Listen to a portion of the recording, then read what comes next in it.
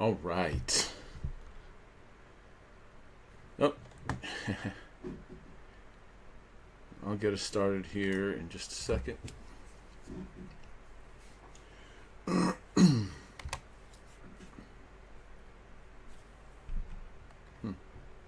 right. It's as good a place to start as any.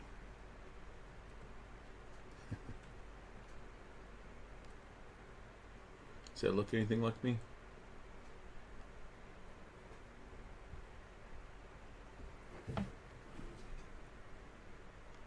All right. My name, as you can see at the top here of the screen, or how would I point to that? Get an idea of the relationship. There we go. All over my head, yeah. There, you can see it. Daruth the Human. You can check me out. Oh, you know what? This isn't even a good spot. Alright, so I'm live streaming. I do not represent the Sandbox, but I am a member of the Sandbox. And I will be doing, creating some content for the Sandbox. So, first of all, let's make it official that I am not official. And I'm live streaming this because it is part of the process that I'm going to be creating some content for this platform. Because I purchased property, aka land, on this platform. And I really believe in this platform also. So anything I say on here is just my personal belief and opinion. But what I'll be doing is developing assets and experiences and publishing them on my land here on the Sandbox. So this was not the tab I wanted though. So yeah, so it's going to be a little tricky at first, me figuring out how to manage my desktops. That's a good screen. I like it. Excuse me. Also, I'm still working on the audio. My studio isn't completely set up. Someday I'll give you a small tour, but right now it's not in good shape. I do like, though, that even though I'm not fully prepared to do this live stream, or maybe it's not as polished as it someday will be. I know it will be. But the title of this live stream, I think, is appropriate. Apropos. Conception, because most people think that your life begins at birth, but it doesn't. It starts at conception. So I've already conceived what I'm going to do, and I want to share what that is. And I'm going to just go ahead and try to be as organized and succinct as possible. The reason I want to record all this is because at some point I'm going to ask people to support my project, and I'm going to start now recording content. So people will see, first of all, that I have a plan, that it's a logical plan, and that it's step by step, and that I'm doing the steps. So the other thing is that it will help me to be more accountable, to have a regular progress report, which I'm not sure how often I'll be doing these live streams. But why not every time I'm working on this process, at least live stream it so that I can take that content and later make more content, chop it up, make some promotional marketing content. I can also take the content and maybe use it for educational purposes. I'll get to this later on in this presentation, but I'm interested in some opportunities in how this whole Sandbox land experience, the development of that experience, so the experience development process, what that's like as a novice, a developer. I don't know if that's good or bad for the Sandbox, but I don't think it could be bad for them, because first of all, if anybody sees and watches what I'm doing, I think they'll see that a person can, even by themselves with no real experience, although I would not call myself inexperienced in design, at least a person with no game development experience can develop a game. Now, I'm saying that, being a person with no game development experience, never having developed a game, saying that I can. So maybe I can't. We'll find out. But I'm pretty confident I can. And if I document that process, then it'll be proven that a novice can develop their assets. And when I say assets in this context, I mean their land. They can develop it, or people could be trained to help develop it, which I think is another opportunity that I would like to take advantage of. But I'm getting the cart before the horse, so I'm going to go back to my outline for a second. What is the sandbox? I'm a little concerned because I don't know the rules about how it works when you're showing other people's content, but I'm pretty sure that for educational purposes, you can do that. So basically, I don't want to reiterate what these people have. These people meaning the Sandbox actual organization, and I'm part of those people now, in my opinion, because I actually have a land which is, for all intents and purposes, the investment token for this project. One of them. Sand is the other one, but in my opinion, sand is a lesser one because you can get into it for almost nothing. The land you can get into honestly for almost nothing now too, which I actually like about the project right now, even though most people would see that as the project not being successful because its value is so low right now. I understand that, but to me I see that as an opportunity. Again, I'm getting the cart before the horse. So here we go. I'm going to just stop this occasionally so that it is me commenting or reacting to the Sandbox. Want to see what I made in the Sandbox? You mean the online game? Yeah, but it's actually more than just a game. I'm building and playing all kinds of experiences. What exactly is the Sandbox then? It's a 3D metaverse. You can play, build experiences, and create digital assets to use in them. Wait, isn't that just like other games? Totally different. In the Sandbox... Alright, so, I mean, they're racing by with this presentation, which... I love the visuals in this thing. In fact, so much. I'm just going to start it over, but I won't have the audio on it. So the visuals on this, the reason I love that is because part of this whole environment is the voxel experience. And as you can see, it's very dope looking. So that's one thing I love about it as an artist. Yeah, alright. So, I mean, all these graphics are done with voxels. And can be rendered by a novice, I believe, such as myself, using the programs that they have available for free. So, alright. Oh, one other thing, though, is they say, isn't it just like these other games? Well... And this, the girl said, well, it's nothing like that. In the Sandbox? But it is very much like this, actually.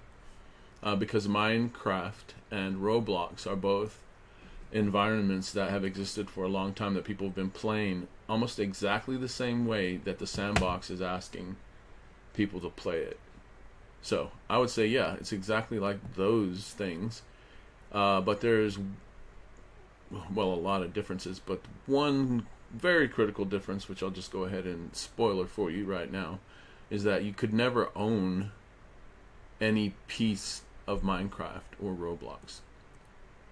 And you can own a piece of Sandbox. So that's pretty sick. So let's move forward. Different. In the Sandbox, you actually control what you own. Blockchain technology tracks and automates transactions, so you can do a whole lot more, like monetizing experiences and selling assets. I love to collect rare assets. I'm not going to get too much into this. Excuse me. Don't want to get too much into this.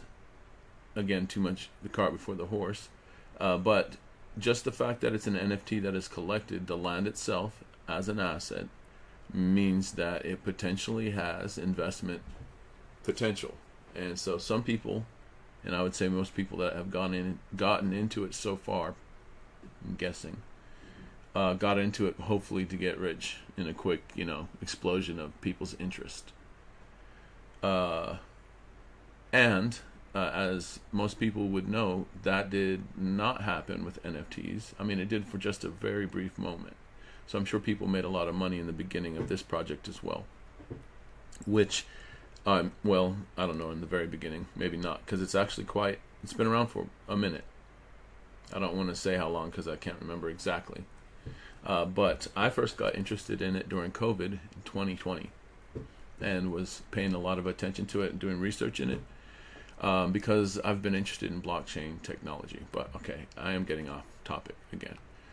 So blockchain technology is a technology people have been interested in investing in, and the Sandbox was that, and people have invested in it for that purpose. But as they just pointed out, there's other reasons other ways that you can get income from it. So there's other ways you can get income from the Sandbox, which is some things they just mentioned. You can create assets, and these assets can be sold, traded, etc., bought. So that's something I'm very interested in as a graphic designer. I was already interested in the NFT PFP boom, which I'm not going to explain here, but everybody who was in it knows what I'm talking about. I'm still interested in that, but as an artist, I think most people were doing a money grab back then. But I'm very interested in it for the artistic reasons, partly the creative reasons, just the idea of self-generated art. When an artist has true artistic talent and ability and experience, which I do, you could combine that with this generative Web3 technology and make some amazing stuff. So I'm very interested in that. And this is the platform, I think, in which a person could more easily do what I want to do and monetize it. The fact that it's in a slump right now is actually good for me because I got into it due to that. I can afford a piece of land, but I'm going to keep trying to invest as much as I can while it's cheap. Again, this is not financial advice. Alright, so I'm going to let it go back to the video. Here we go. Love to collect rare assets other people make. That's cool. So how do you create assets? The building blocks are voxels, which are like 3D pixels. With their free Vox Edit software, it's easy to build voxel models and rig them I don't know together. if you can hear my Sounds voice, like making things out of Lego bricks. but I'm going to Yeah, talk it's over fun. this so I can Great see analogy. if my That's one of the voice basic carries over principles. these You can very use nasally it. voices they like to use for their promotional stuff.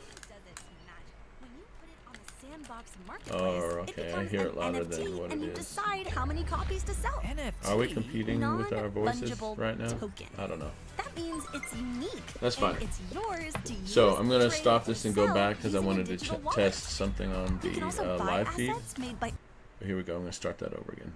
But one thing I really like about this video is everything they're saying is true. I don't feel the need to, I mean, I already have gone a little deeper into what some of my reasons for it, my interest, but this video very clearly, so you can find it online. I'm sure if you just looked it up, you'd find it. But I will link it in the description. This video very succinctly describes exactly what the project is about. I don't go that far back. So we know that you can make assets. This voxel program, very intuitive. I did take 3D programming in college. I have a degree in graphic design, but I was interested in animation a lot, and I was doing Maya type stuff. So familiar kind of with the environment of 3D programs. And very interested in the way everything has been socialized with all the 3D models that people share online. And then when I saw this program, Vox Edit, and what the art looks like, I mean, I think that looks so sick. I was hooked. And Vox Edit isn't the only program. Excuse me. Oh, I can mute this.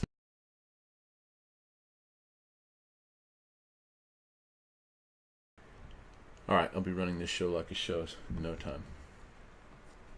I mean, look at those things. They look so sick. But KachingaVerze is another voxel designing program, which I will talk about in a minute as well. That is very intuitive, but also there's enough lessons online. And one series in particular I want to give a lot of credit to online, that if people were to just watch it, they would get familiar with it pretty easy, I think. I would like to, on that note, develop a series of training videos using maybe these live feeds as a way to, in similar fashion as this gentleman did for the KachingaVerze series, whose name I can't remember offhand, but we will get to that. So, voxel art, very cool. And oh, here's the other thing. So my kids, I have kids that are 12 and 16. My kids have been playing Minecraft and Roblox for years and years, and I've seen the kind of stuff they've been doing on there, and how complex these environments got, and how creative they got, and how good people got at it. And I used to think even then, like, man, that's a lot of work for people to be doing, to play these games, to not get any return on it. So this is exactly what I'm talking about. I'm off topic, once again, getting ahead of myself, but everybody who designed all these things are people, just regular people, and these things are similar to things that people have designed in Minecraft that they did for free, just fucking around. And got nothing for, but all these people can sell these things and probably have sold these things. I mean, how sick is that little goggles thing? That character, I love it. And that, I mean, I'm already going to steal some ideas from this stuff, because my stuff is Native American themed as well, and Mayans or Incans, whatever that is obviously Native American. Little moccasins, look at that. Those are cute. I could use those in my designs. So you, there's more to it, but it's just very cool. And so, yeah, these people are getting paid for this work. But it's not work when you're doing it for fun, as people knew on Minecraft. But why not also, if you love doing this, which I do, design something like this. Make a game for yourself. Tell some stories you wanted to tell. Make some experiences. Show your art. Whatever your motive is. We'll get to all that. Using this. So cool. Other creators to build experiences faster. Now you've got me curious about experiences. So, the Sandbox metaverse is a world full of virtual real estate NFTs called lands. It's where an experience lives. Okay, what do I use to build? Game Maker is their other free creative software where you can build as many experiences as you want, even if you don't buy any land. Great. How do you build? Terraforming is easy. By adding and removing blocks, you can make any landscape. Oh, like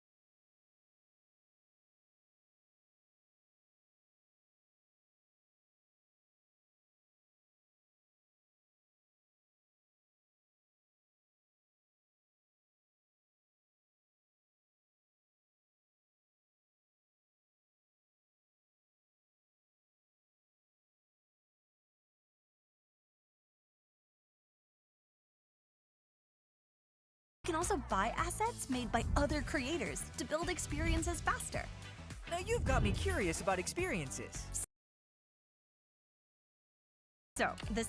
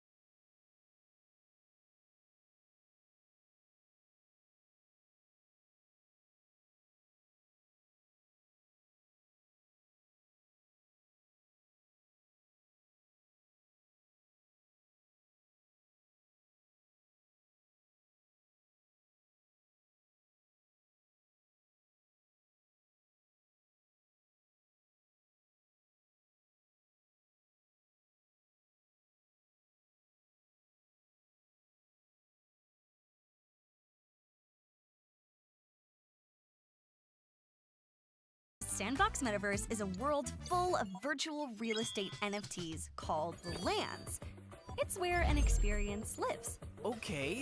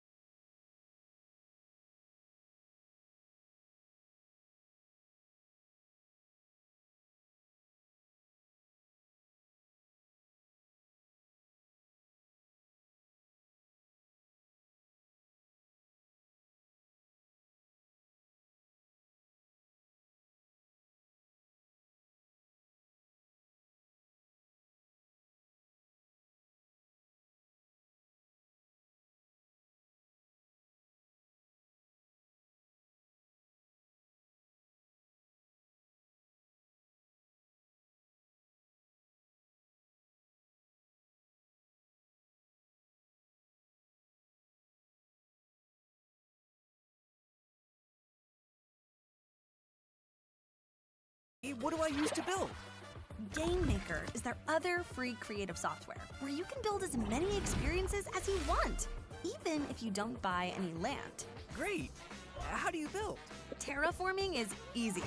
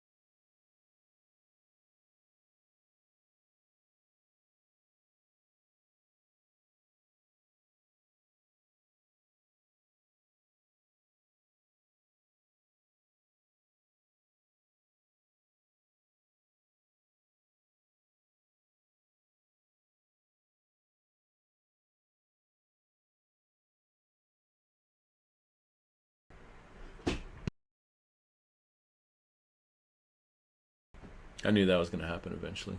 I was going to be talking my head off while I was muted. Alright, well, nobody's listening now, so we can just review what we were doing and start over from there, and I can clip it at some point and make it sound like real content. Wonder how much of it I just blabbered on about. Alright, so I'm going to start from here. I can figure it out later. This version will be more succinct, I'm sure, so that's good. Sandbox Metaverse is a world full of virtual real estate NFTs called lands. It's where an experience lives. I love that about it. The experience doesn't actually exist there, and the only difference that makes in the experience is that you can't stand on my land from my experience and look over and see another person's experience from your land. I think that's what I mean by that. It's not literally on the land. I don't think you can do that.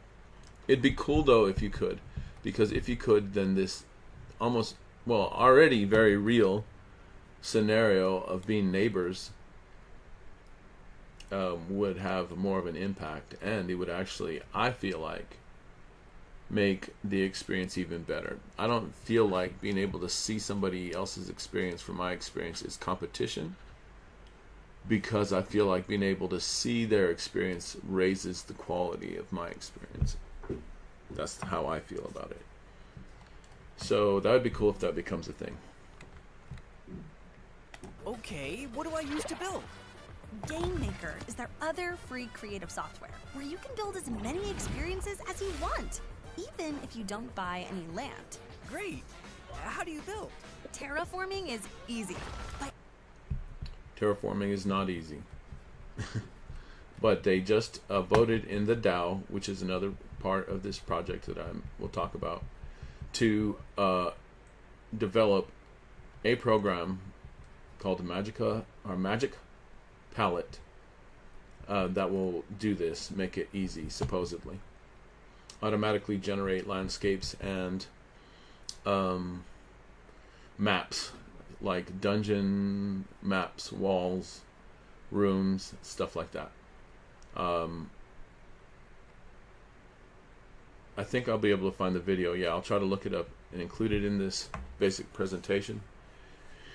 So it's in development, but right now it doesn't work. There isn't a way to do this other than doing it by hand, and it's labor intensive and learning intensive. So they're right to think that once they have this made, that it'll be much easier for people to at least put something there. But I don't think that solves the problem still. So I still see it as an opportunity for somebody that wants to develop some kind of learning program that will make it accessible for people, much more accessible, or else to develop a studio. So that's out of the bag.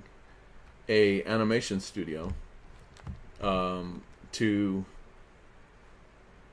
take, well, I don't want to say too much live right now on that idea yet, until I've polished it up a bit. But I see it as an opportunity to potentially create these experiences for people, using the knowledge I'm going to acquire as I'm developing all this, and potentially making some income if people wanted to buy a tutorial, or if they just watch my content online, who knows how, but potentially that's a source of income, so I'm interested in that. So this right now supposedly will be, I mean, it shouldn't be that difficult to develop. I saw before I even bought into it that was already possible. There's already ways to do it using Blender and other Unity, Blender, and using other game engines. So all this terminology is actually new to me too. But that said, I feel like that's going to be helpful to people if you're watching this, to see that a complete novice who's just getting familiar with some of this terminology, even that's how much of a novice, will be able to, in my opinion, develop a game, an experience that is novel and interesting and competes with other experiences already in the sandbox. So I'm very excited about that. So this is not easy right now, but to be honest, it still really isn't that hard if you're already a game developer, I would say. I don't know. I don't really understand how good people are at what they do compared to me. So that's another issue I'm having. But I want to be able to package the learning of this in such a way that any novice, no matter who they are, could learn the process, or could at least learn sections of the process, so that individuals could put together teams, if they wanted to, of individuals who specialize in certain things. Like there could be a person who makes just the landscape using Magic Palette, and then another person thinks up the logic using their logic system in Game Maker, and another person designs the assets in VoxEdit and Magica Voxel. So yeah, that's potentially something I could contribute to, and I'm interested in. And I know I'm lisping. Missing tooth. Someday we'll change that, but I don't mind it. It's actually kind of you'll see it in a lot of my art. It's a brand. By adding and removing blocks, you can make any landscape. Oh, like building with voxels. Exactly. You can design so many types of experiences. RPG and adventure games, social hangouts, art galleries, fashion shows, concerts and parties.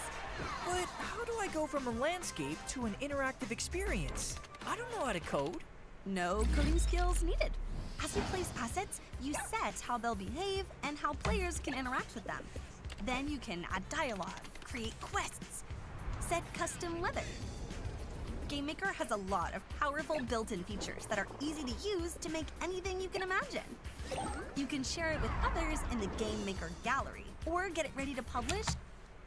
Alright, I feel like they're moving on from how easy it is to make things using the software. To be honest, the only reason I haven't interrupted sooner is because I don't think I have to. I agree completely with everything it just said. I think that's amazing.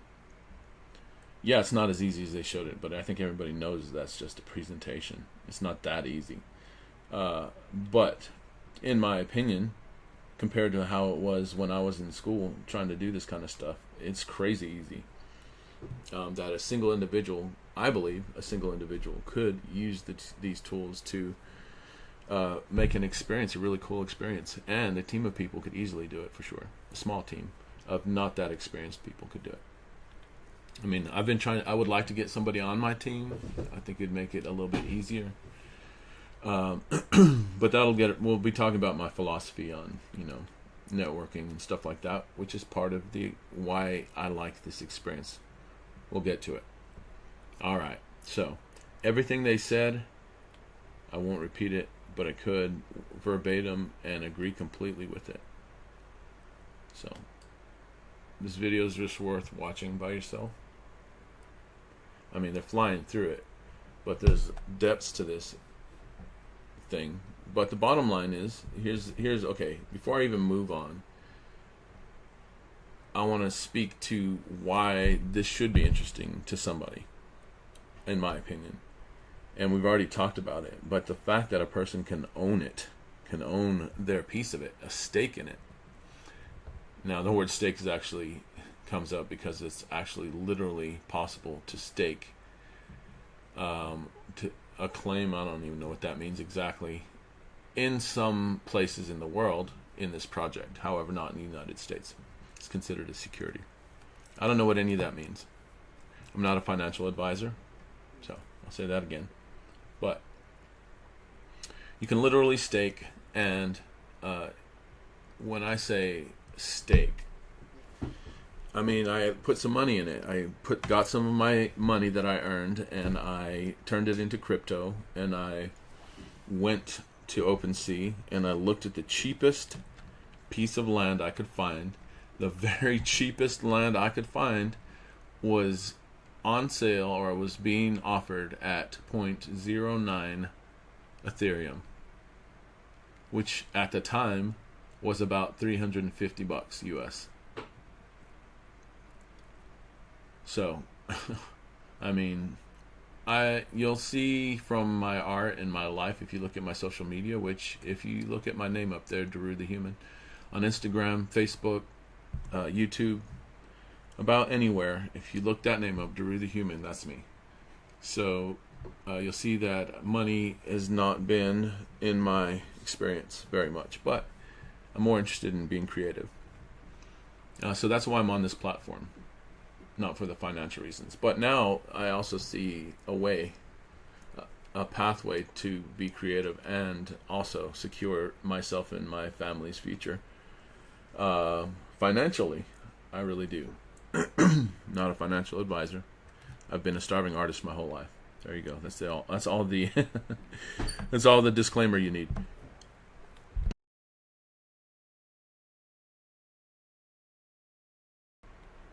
You can share it with others in the Game Maker gallery, or... Okay, so all that stuff is easy to make, and now they're talking about how you can basically market it. Imagine. You can share it with others in the Game Maker gallery, or get it ready to publish to your metaverse land if you want to monetize. To briefly comment on that, that's something that I love about the metaverse and this project that I hate about the real world. That is, like, my house, I would like to invest more time and effort into. However, I don't own it. I'm just renting. Therefore, it's a waste of the investment if I invest my time and effort into improving it, and the man who owns it doesn't invest anything in it. So while I was thinking about how to take my creative ideas and disseminate them to the world in the most efficient way, and in the way that is the most interesting to me, that's when I stumbled across voxels, which I love it as a tool for animating. And the visuals of it are, I think, potentially gorgeous too. So using that as a vehicle for telling my stories, the Kachinga stories I've been visually describing in my art over the years, and thinking of in terms of a narrative over the years. Now I can use this vehicle to not only create that art, but here we are again with this idea of owning it. I can, any aspect of it that I'm creating, any of these assets that I create in my games, or it doesn't have to be a game, we're calling it an experience, because I've thought, why not, because for a while I wanted to do a web comic. Why not do an animated web comic in a voxel universe, or a voxel engine, where people could sit in the bleachers and watch a play that plays out as an animated story in person. So that's one aspect. I mean, that is just touching the tip of the iceberg of one idea of something that I've had, and what that could mean, what that would mean in terms of a person's experience of watching Hamlet, for example, is already mind-boggling. So that's part of it. But I can own so if I make a skull that Hamlet is holding in his hand, I can sell that skull if other people want skulls in their things and they don't want to make one themselves, even though it's very easy to do something like that, to me, as a designer, using these programs which I've already played around with. And you'll see that I know what I'm talking about. I have examples. I have things I can show you what I've done as a complete novice and what I've created, even though right now it's trash. I promise you it's trash. I don't think it's anything less than trash. But in some ways, even my trash has some value. I think you'll be able to see that too. So you make this skull, and people could buy skulls and put it in their things if they don't want to make their own skulls. If it's a cool skull, maybe it's a skull that talks to you. That'd be cool. Or it clacks its teeth or something. You can sell that. And then again, you can make games. So I have seen this is what I just said. I've seen this that I could have been the whole time. Well, one thing was my computer wasn't up to speed, so that's the reason I haven't been more invested. But part of it was I saw that you could create these games and stuff using this platform, and you could put it out there and people could play it and experience it, and I think you could monetize it somehow. But to me, you didn't own it. I mean, it was on your account, but I didn't see how you owned it in the same way you would if you owned the NFT of the land and that experience was published to the land. That way, when people went to the land... Oh, yeah, so I saw that other people... I guess so your experience would... If it was going to be experienced, you'd have to experience it to somebody... Or publish it to somebody's land, I guess? But to me, that feels like renting. So now my experience is on somebody else's land. I assume that they get some of the returns. You know, here's the other thing. I don't even know if there are any returns. That's how completely novice I am in this project. Are there any real returns? We'll find out. All right, back to the presentation. Now I want to play and see what I can make. Is it fun to play with friends? Very. It's easy to invite friends and make new ones. You can dance, chat, interact with emotes, and there are new multiplayer updates to collaborate. Awesome! So, if I can make custom assets, does that mean I can use a custom avatar? You can use the free avatar selector to customize one or buy one from an exclusive avatar collection. A lot of iconic brands have avatars, asset collections, and experiences to play. Wow! I really need to check this out. Do I need money to get started? You can play in the Sandbox and create in VoxEdit and GameMaker for free. In fact, you may even earn sand from playing. Earn sand? What is it? It's the digital currency used in the Sandbox. With sand, you buy, sell, and trade NFTs in the marketplace. And it's how games can be monetized. You can earn it from completing quests, from voxel art and game design contests, events, and for referring a friend. Wow! There's a whole... Alright, I thought that was a cool section. However, I do not know yet if it is accurate. So I noticed some of the wording they used for some of this is pretty specific. I'm going to go ahead and take a second to go get something to drink, so I'll lisp less.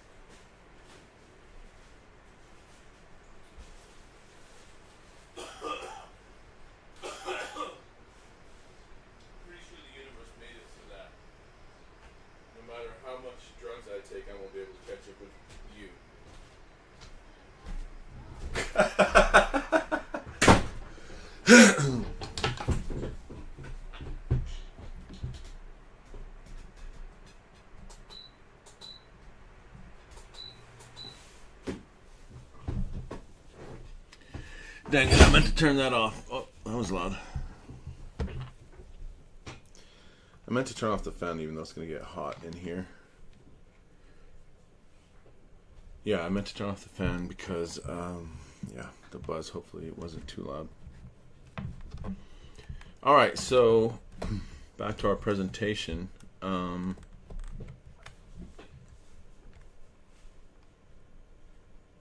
Everything it said was true. That's pretty cool about it. So adding it seems like my volume's very loud. Yeah, I'm going to turn that down a bit.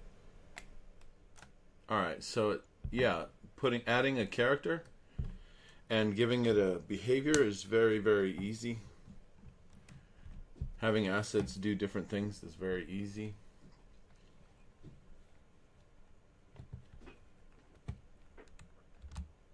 Quests. Set custom weather. GameMaker has a lot of powerful built-in features that are easy to use to make anything you can advertise. Now I want to play and see what I can make. Is it fun to play with friends? Very. It's easy to invite friends. Alright, as far as playing the games,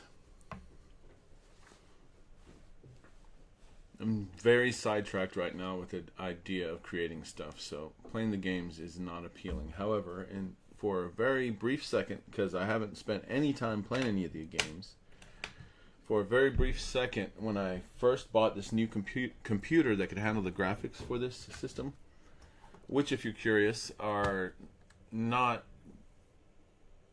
particularly advanced. You don't have to have a killer game system or anything. Just that my computer was very old. I hadn't needed anything that modern. This one even isn't modern, and it works great. So I played some of the experiences, and the reason we call them experiences, I'm lisping like crazy, and of course the word experiences is really going to get me.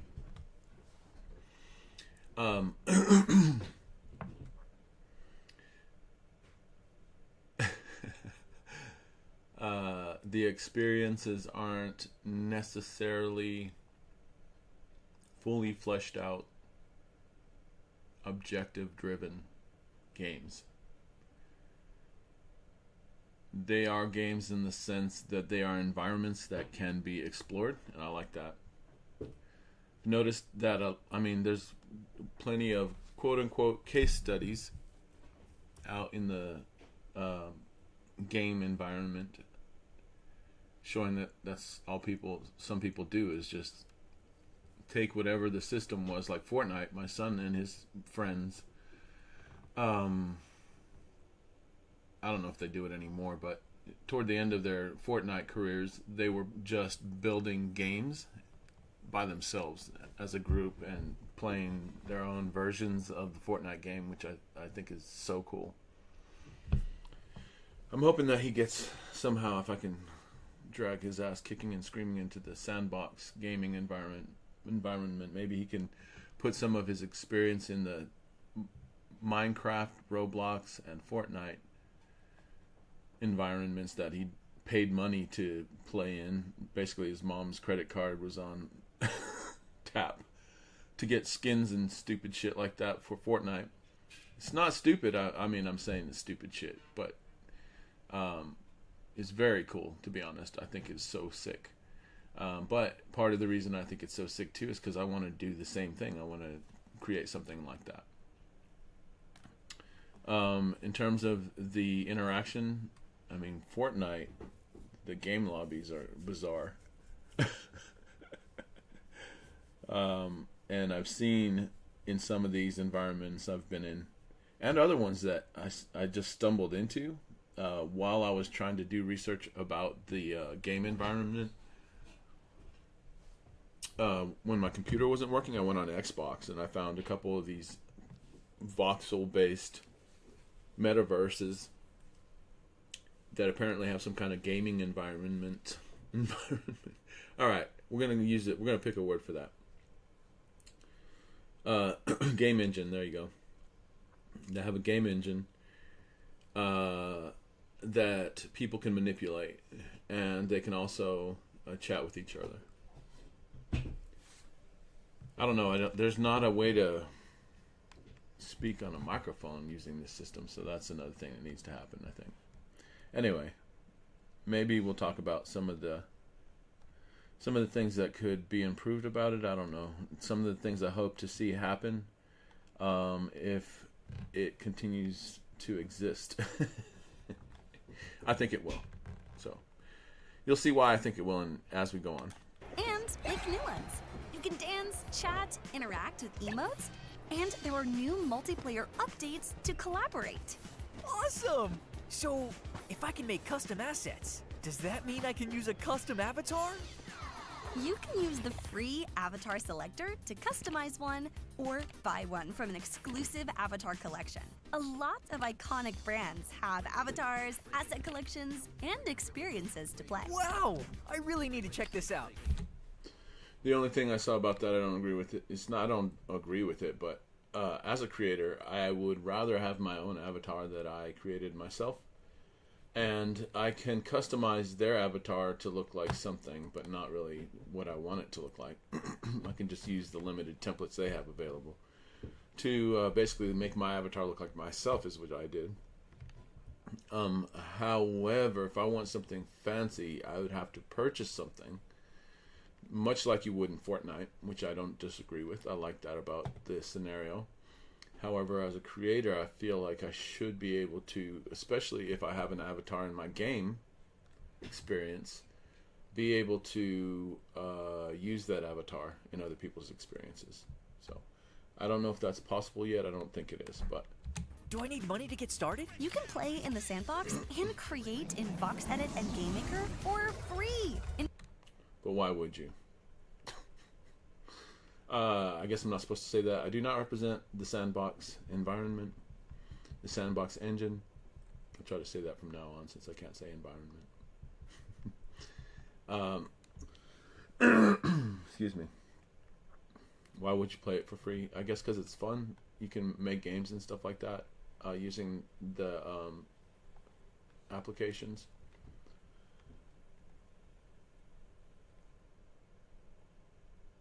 But you can also do it and make money.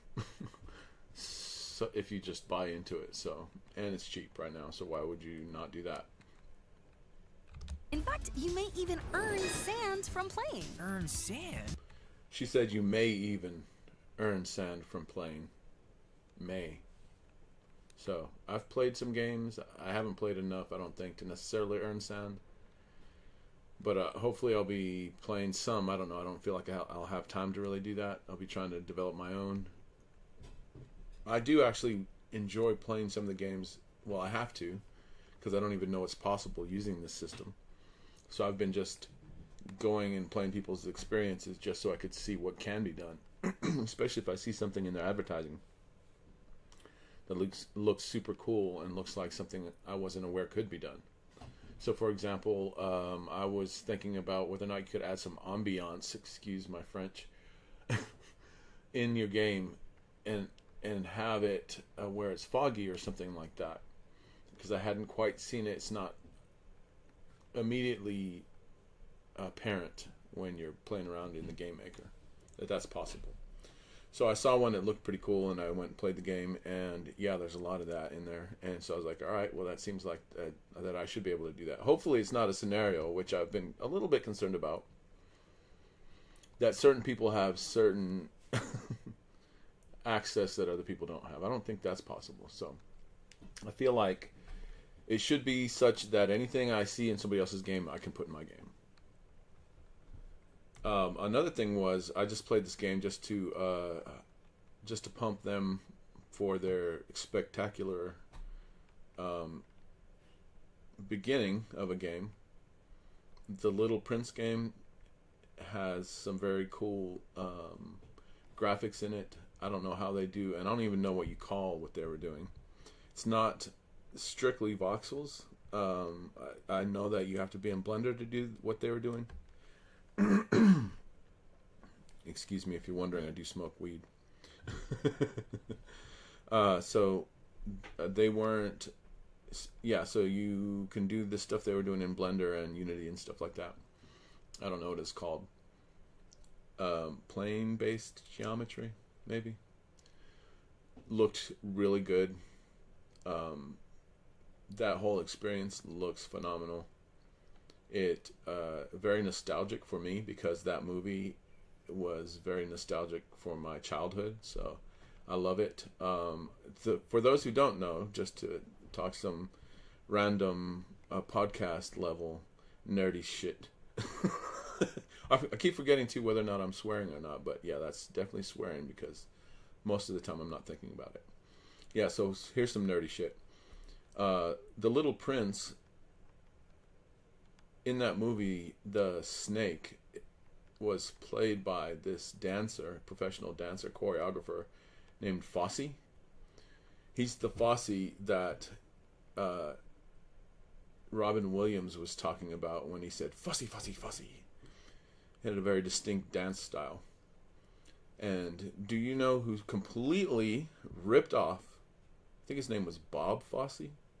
Fosse's dance style, completely ripped it off. And the place from which he ripped off Fosse's dance style was The Little Prince, the movie The Little Prince, where Fosse was playing a serpent. Every single move that Fosse does in this serpent dance in The Little Prince, the movie, Michael Jackson perfected.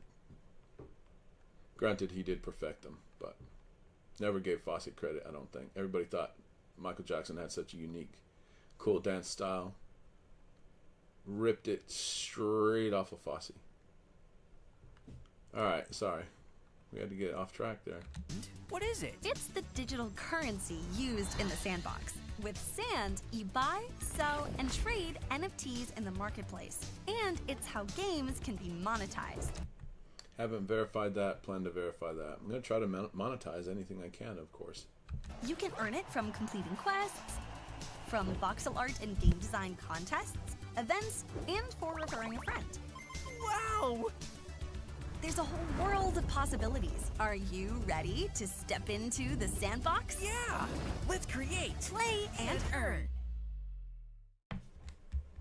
Let's create, play, and earn. I love it. I love corny enthusiasm. Enthusiasm gets me going. Alright, so I'm going to just talk about more.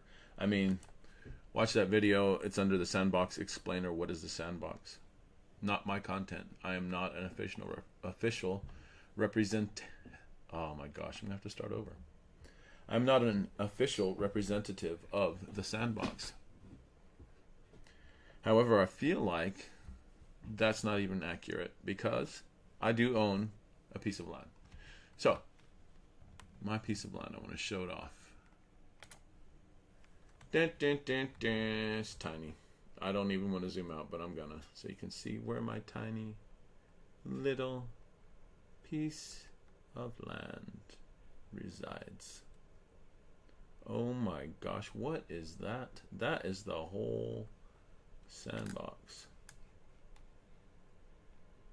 It's pretty cool looking. I mean, it's not literally there, but I mean, I love the idea of it though. Yeah, so I mean,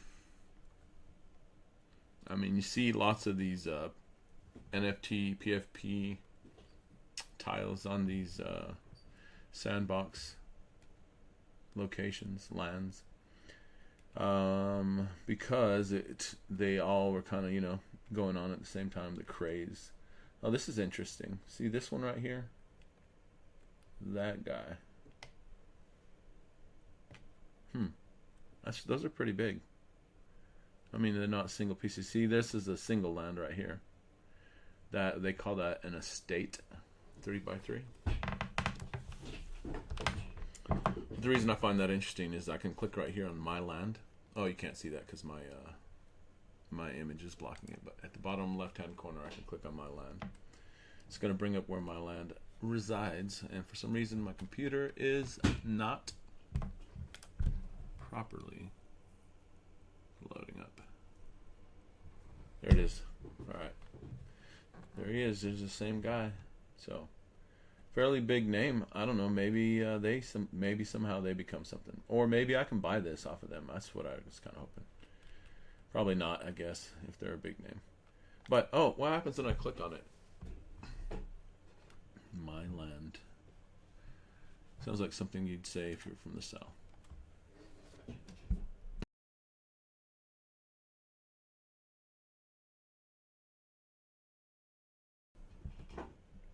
Not really sure why this shit isn't working properly right now.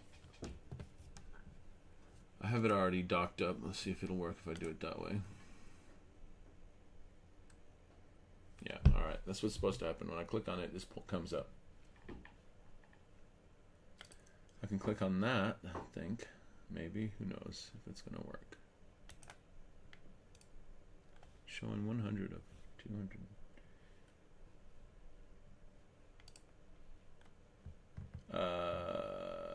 Well, it's not showing me anything when I click on it, which doesn't matter, but, oh, there it is. You can see it written on it.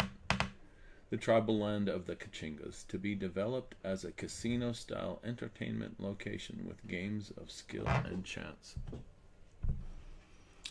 So, there's my land. I love it.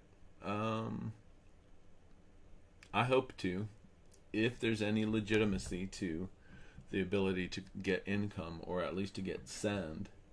So, is sand income? Well, people trade sand for real money, so in my opinion it is. If I could get sand, which is the currency of the Sandbox, I could purchase more land. That is, if developing my one piece of land I already have is successful, if it's easy enough for one person to do by themselves, or if one person can somehow create a group that could develop concepts for these different lands. So that's my land. I also have an account on the Sandbox. It has my workspace.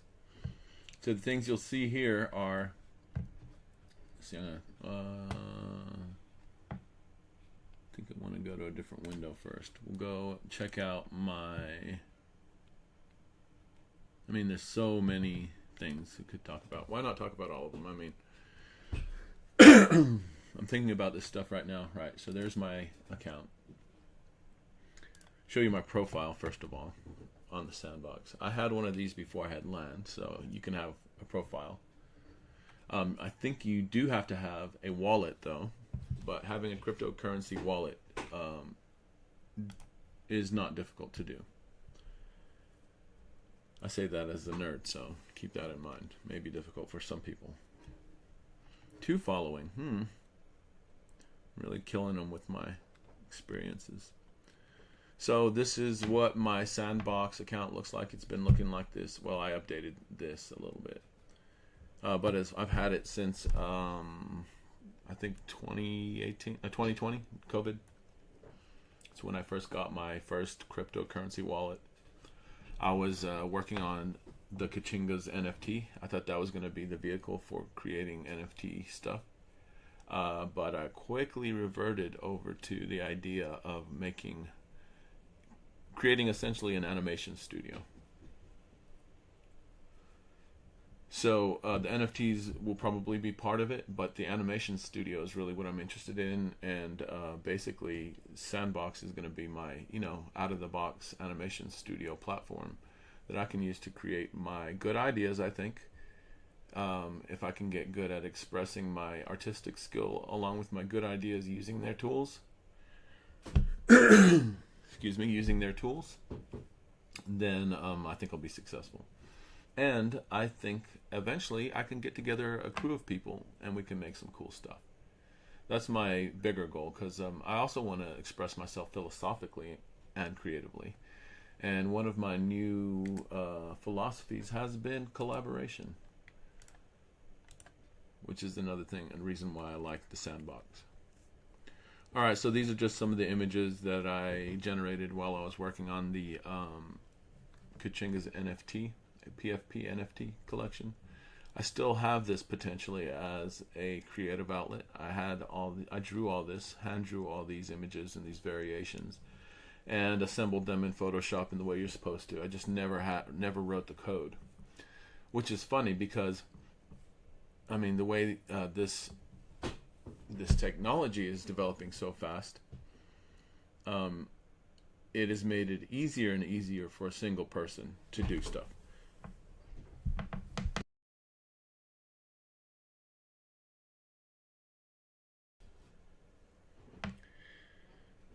Case in point, AI. First of all, it was already gonna be fairly easy. I could have done it at the time, except I was already, trying to learn new technology, plus doing actual artwork, which most of those NFTs never did. So I was doing all this actual artwork, which was real manual labor in terms of drawing and creating all these, I think, super cool Kachinga NFT PFP characters. But even then, I could have just gone to GitHub. Is that what it's called? See, this is how I don't mind exposing what a noob I am, because I feel like this is what is gonna make this appealing to people. Because I feel like basically a bunch of noobs are in here with all this property, don't know what to do with it. Well, I'm going to show you what we can do with it. So yeah, I am kind of a nerd, as you can see, because I did do this. I made an NFT thing. I just never really launched it. Part of the reason was I couldn't figure out the marketing side of it, which is the Discord stuff and Twitter and all that. Instagram, I've just never been good at any of that stuff. The other side of it is, I feel like, is that the NFT surge was phony. That it was just a money grab for people who were trying to get on a bandwagon that they saw a chance to make money from, and it worked. I mean, for a lot of people. However, my interest in Web3 is more in its value as a creator and as a philosopher, to be honest. We won't go over that now. So let's get back to my land. So what we're looking at, this is my account. Right, so so here's my account. There's some stuff I created. Here's the land, my land. I don't know what's wrong with my computer. So I bought this computer from a guy who builds computers. It's been acting questionable. All right, that's what was supposed to happen the first time. As you can see, there's the very land. Well, it doesn't show the one next to it. Kind of gives you an idea of what it looks like. It gives the address. I think that's cool. Someday I'll probably make something that has that on it. 142, 142, -96, 1 by 1. I'm proud of that, believe it or not, just like I would if I had a real piece of land. Assets. Okay, wait. So land. It says 1 by 1, so that's the size of the land. But what does that mean in terms of how much actual real estate in metaverse terms does a person have to play with to make their game? Are you going to buy your land and then you can only make a stupid tic-tac-toe game or something like that? No. I'll just go ahead right here and spoiler that right out of the window. That is not the case. It's a shit ton of fucking space. Maybe too much. We'll see.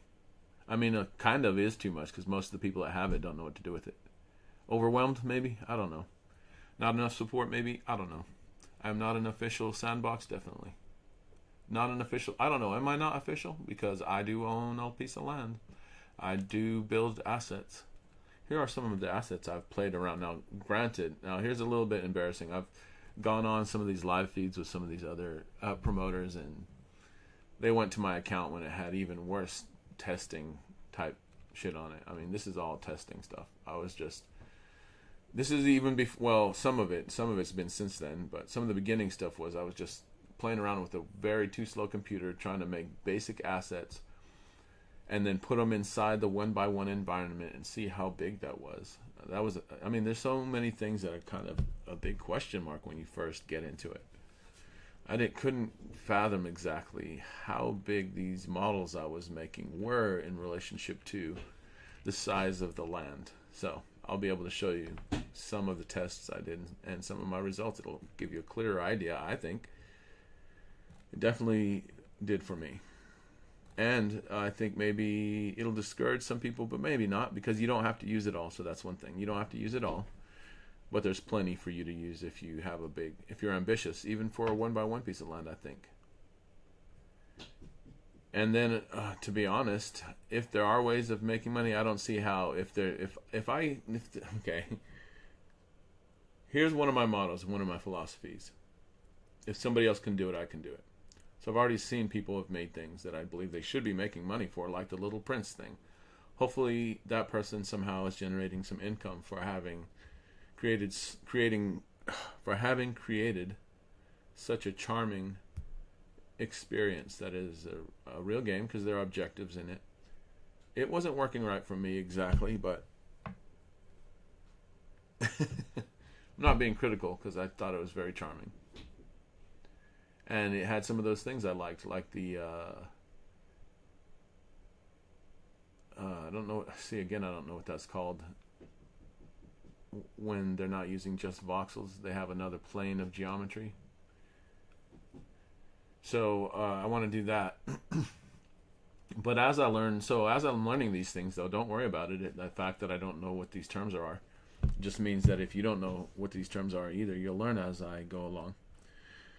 I'm probably going to just do a lot of this random gibberish talking and talking off of a term, because, here's another thing about me you should know is I'm ADHD. I don't know if I'm an adult or not. I think I'm supposed to be considered one, but I have learned how to manage my ADHD and still be creative, and I'm excited to show how that can be done. I think my methods are good for anybody, or maybe they're not. Maybe you have to be some kind of ADHD, potentially autistic person. My sister says I'm autistic, but she's just mean. All right, so these assets, these are the first assets I created. So the very first things I made using Vox Edit, I believe, I think that's all I used was Vox Edit. And I made these assets down here because I don't want to give away too many things. I really don't believe that's possible to give things away. So most of the time when I seem reluctant to give something away, it's because I think it's a really good idea that I am aware nobody has done yet in this environment. And I'm afraid somebody with more skill than me will take my idea. But usually if you've come up with a good idea that nobody else has thought of, then they also would not be able to execute the idea. So it doesn't matter. Just say the stuff. Well, here's the other thing. There's really no point in oftentimes talking about what you're going to do. It's just better to show people. But I will say, the reason that I created this little car is because I thought about making a car game. That's obvious, right? So now I know I can. That's a dope little car, I think. It's got my little Kachinga-headed guy in there. It's got some animations in it too, even that car does. It's got the Who's, so these are called Who. So I'm not stealing anybody's property, by the way, because number one, these are Native American based characters.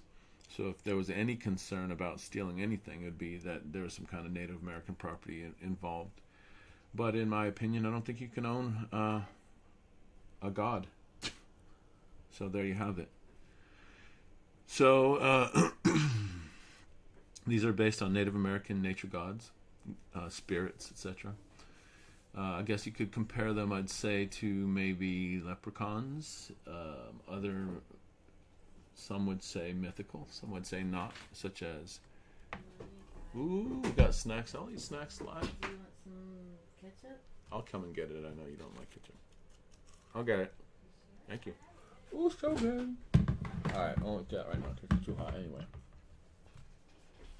Alright, so some say mythical, some say not. Creatures such as unicorns or kachinas is the original term for the dolls that were made by the Hopi. I just bit my tongue if you're wondering why I said it like that. Do not eat while live streaming. Kachinas was a term used for the dolls made to resemble the dancing animal-headed characters from Hopi festivals. I don't know how else to describe it, but I say that's pretty damn accurate. So these dolls I'm not sure exactly how a person would word it, but this is how I'm wording it because this is what I always... So I've experienced... Okay, so let me just talk about this for a second. Why am I using these images? Because when I was 5 years old, my mother, who had left my biological father, I'm of a mixed racial background, had remarried, we'll call it, a man who was carving kachinas. So he was making these things, the actual dolls, out of wood.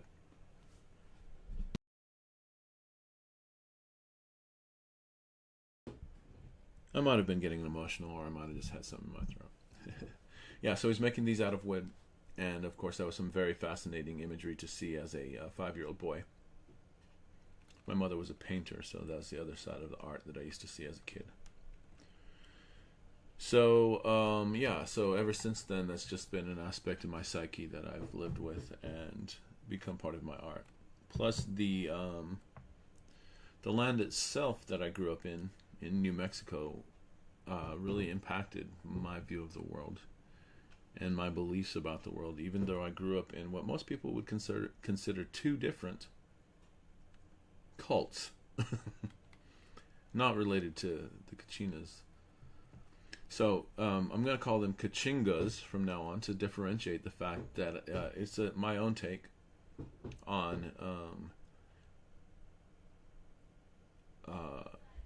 obviously directly inspired by the whole world, and and intentionally as well, because I do actually, even though again I'm not representing that this is the original concept of the Kachinas, because okay, yeah, let's go back to an explanation real quick. So an explanation for Kachinas is that they are so here's the other thing too. One of the cults that my parents were in was Jehovah's Witnesses. So my father was carving these, what he at first didn't worry about, Kachinas, because he just thought they were cool, and plus I'm sure he was making some money. And they're very beautiful. He was capable of carving them because he made some very cool looking ones. And but then he became a Jehovah's Witness, and in their point of view, and I think most Christians' point of view, that would be an idol if it's meant to represent a god. However, it could also be said, because it's not the only place these images occur in the Hopi culture, these images are just direct representations of the dancer people who wear big masks, gigantic heads of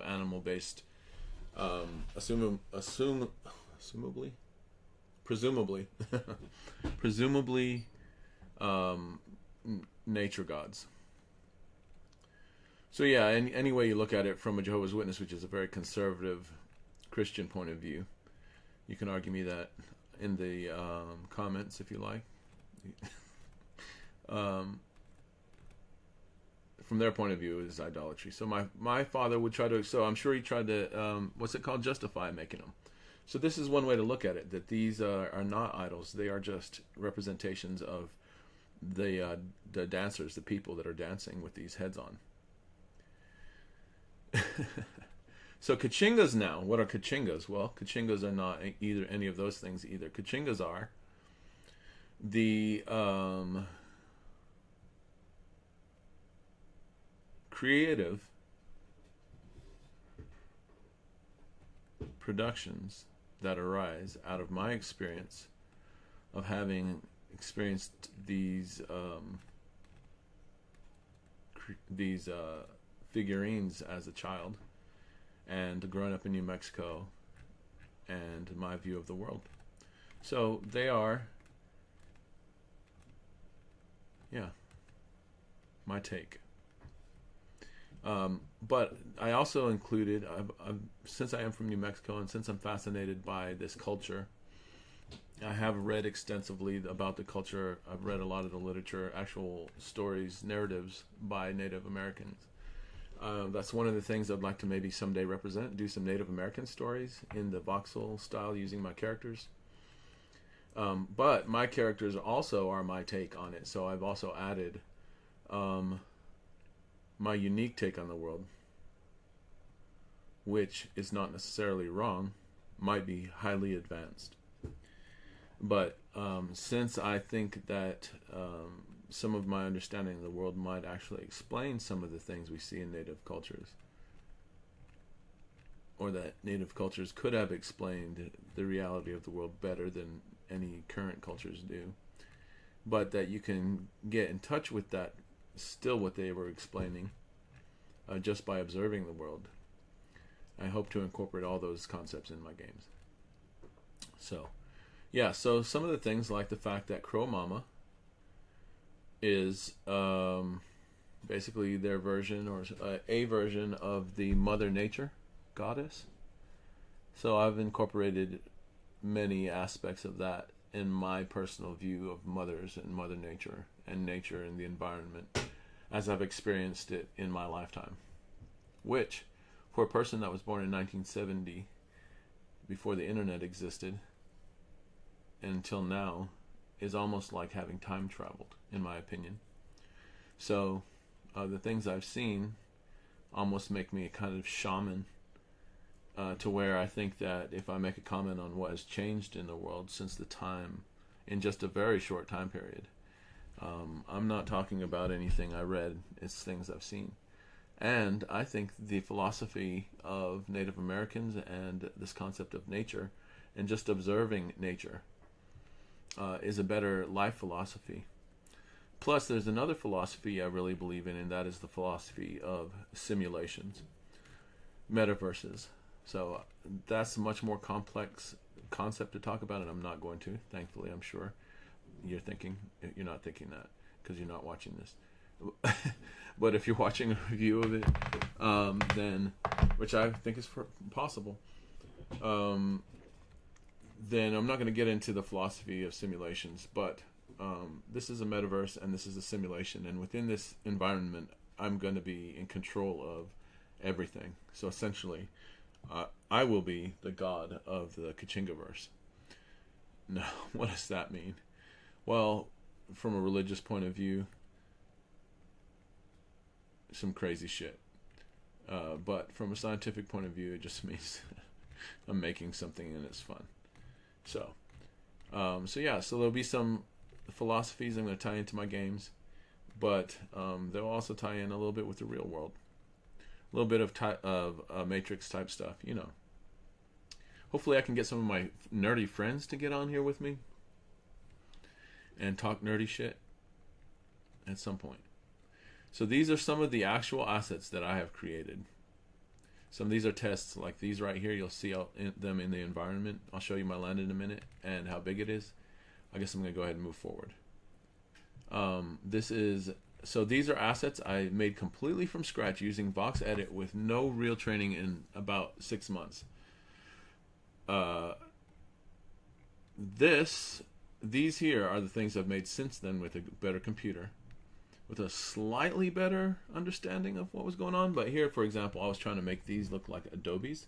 Of course, they do look like bricks, but I think a more realistic version of weathered bricks, which does not exist until now, on the as an asset in the sandbox. So I could sell this. People could use it to make weathered-looking bricks. That's cool as hell. I made these. I was trying to, do stratified earth, which later on I learned quickly what the limitations of that are. I wanted some of them to look like they had a little bit of vegetations. I don't like the fact that when you put a bunch of these together, they're very, you can see the pattern too clearly. It'd be nice if it was easier to randomize that, but it's not right now. So hopefully that's partly what that magic palette does. These are some assets that I've created partly from the Kachinga's NFT project, and I've used them. Oh, I'm wearing one of the shirts. See, I'm wearing it as a shirt. My wife had that made for me. She's so sick. And some of these are a test, like these are some graphics I wanted to put in my experience. I was testing scale. You'll see that and this. This is the other part of that same scale test. You can see it's sort of the same thing, but at a different scale. I'm not sure yet even how the different scale and how many voxels it took to make these two different assets, how that impacts the gameplay. So those will be questions I will be answering. Oh, another thing is these have different characteristics that I added to them using another program called Magica Voxel. That I wanted to see whether or not those assets would transfer into the game. So you'll see whether or not that happened. These are all I've been doing work. I want to say that much. These are sketches that I've done. So these are the assets I need to make my first game. I will say what it is because it's a little bit of a spoiler, and nobody has made this game. But I'm fairly confident that for a first game, it's probably way more than anybody should ever attempt to make, other than the fact that I'm very familiar with the game. Have you guessed what it is yet? No. I'm very familiar with the game.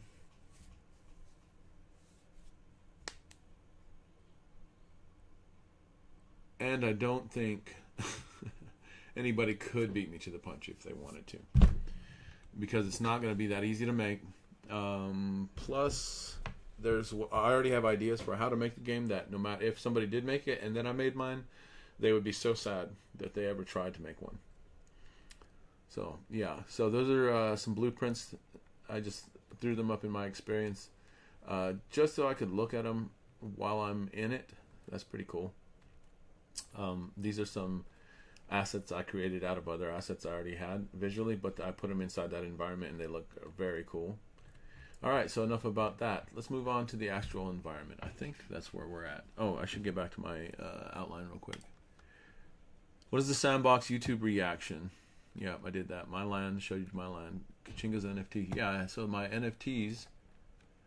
Yeah, so that's another aspect of it. I first got interested in NFTs in the Sandbox as an NFT collection, essentially, as well as a gaming environment during the COVID and the big boom, the NFT boom. I haven't since then made my own NFTs, but my NFTs are not collections, or they sort of are because I made them collections, but they're not collections in the sense that other people had collections of things that were randomly generated by a computer that were trash. These are all images that I created using analog art supplies in the real world on these labels called Label 228, which is a whole subculture of artists that exist on the internet and out in the real world that draw on these labels because you can get them for free from the post office. So this culture is quite profuse, and there's many very good artists. I won't say whether or not I'm considered a good artist among this culture. I'd say not, because most people don't know my name.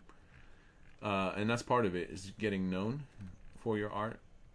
But I've done a significant collection, I think I could say. And I've converted them into NFTs. So none of them have ever sold. I think that's a funny aspect of it. I don't mind that. I have other NFTs too, though. For example, these are ETH NFT wallets I own. All of them are all Kachinga's related or else my kids related. I got one called the Keegan and not one named the Livy, because Keegan was the one I was going to try to loop into this whole project in the beginning.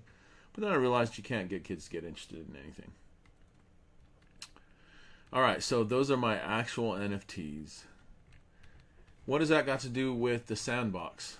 Well, you can sell your NFTs in a gallery-style exhibit using the Sandbox. So I'm going to go ahead and close this since you've seen those. Well, maybe not, because I might zoom me back to that.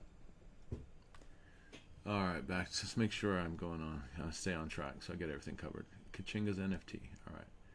My art, comic book, animation. Yeah, I don't think I really want to talk about my art. I'll talk about that over time. People will see it. Plus, the NFTs are kind of my expression of my art that are most pertinent to the Sandbox project. So I'm pretty much any of my art that I want people to be interested in, they can view it. But there's much more of it, of course, if you really dig at Instagram at Daruth the Human. So let's go ahead and get to the land. I think that's way more interesting. Plus, I need to eat. So There you go. I'm being driven by hunger. Which, yeah, it might be an aspect of my game. I'm trying to bring a lot of real world, natural things into aspects of my game. So hunger will probably be an aspect of it. As you can see, I keep flip-flopping between two images, and that is the one that I want to... We'll restart. I'll restart the game. I don't know what it means by that. Alright, so here we are. This is not my land. I'm going to go ahead and turn the fan back on because I'm starting to get hot. Sorry for the background, please. Wouldn't you know when I'm trying... Oh. Wouldn't you know when I'm trying to start live streaming, the AC goes out in our house. Alright, so I'm going to sit up a little bit more. My back's starting to hurt.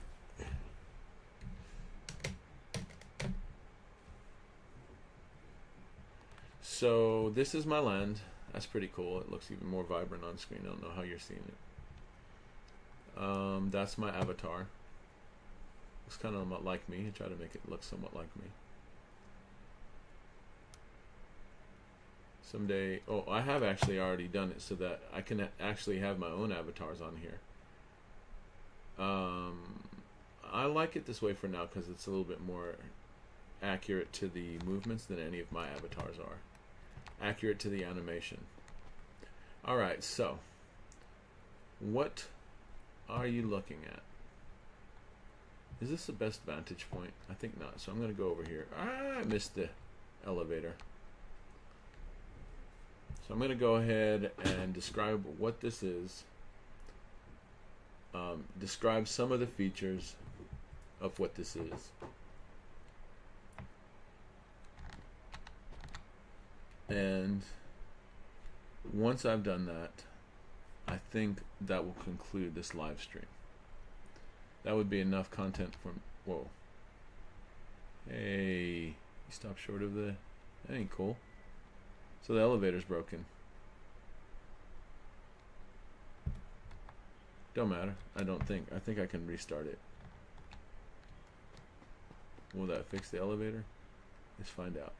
So here we go. You get to see what it's like when you make stuff as a complete novice in the sandbox. Yeah, see, it worked that time. Who knows?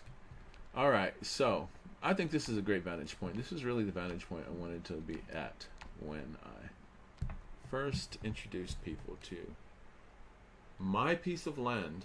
Now you saw where it's located on the map. That's where my land is. Yeah, metaphorically. Metaphorically.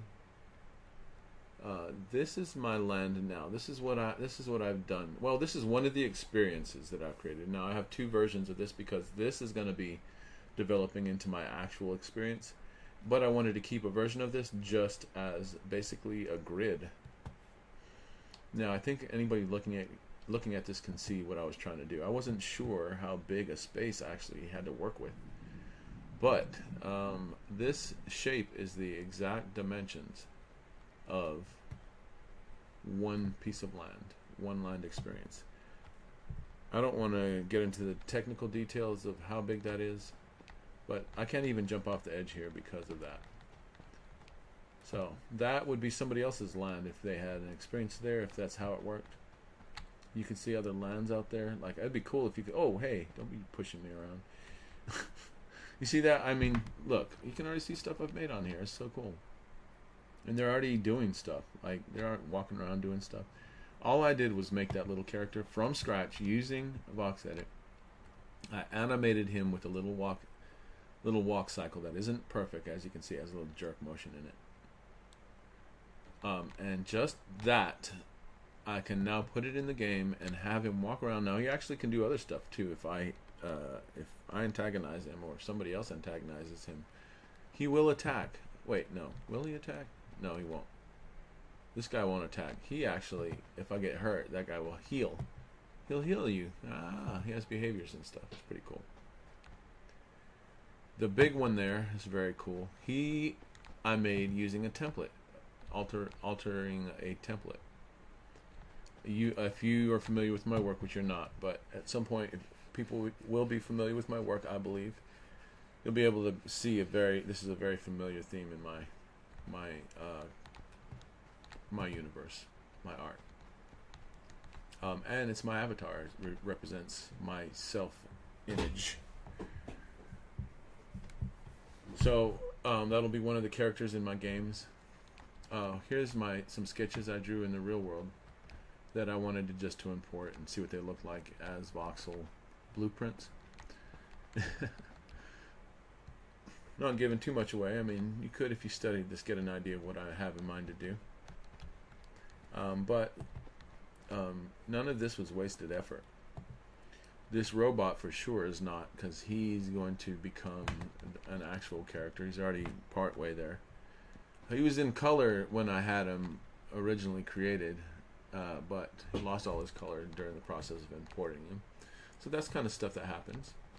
But hopefully by the time I'm done with this, I will be so expert at this, or at the very least, I will have created so much content that shows how I accomplished everything, that anybody will be able to use it to do the same thing.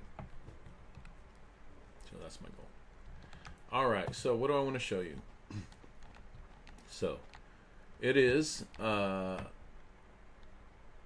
big. I think the primary point to take away from this space that I have on here, that you're looking at, this platform, and the height of the top of that little rail right there, you could go 4 across. Oops, hold on. More than that. 4 across, and excuse me, now I'm getting the hiccups.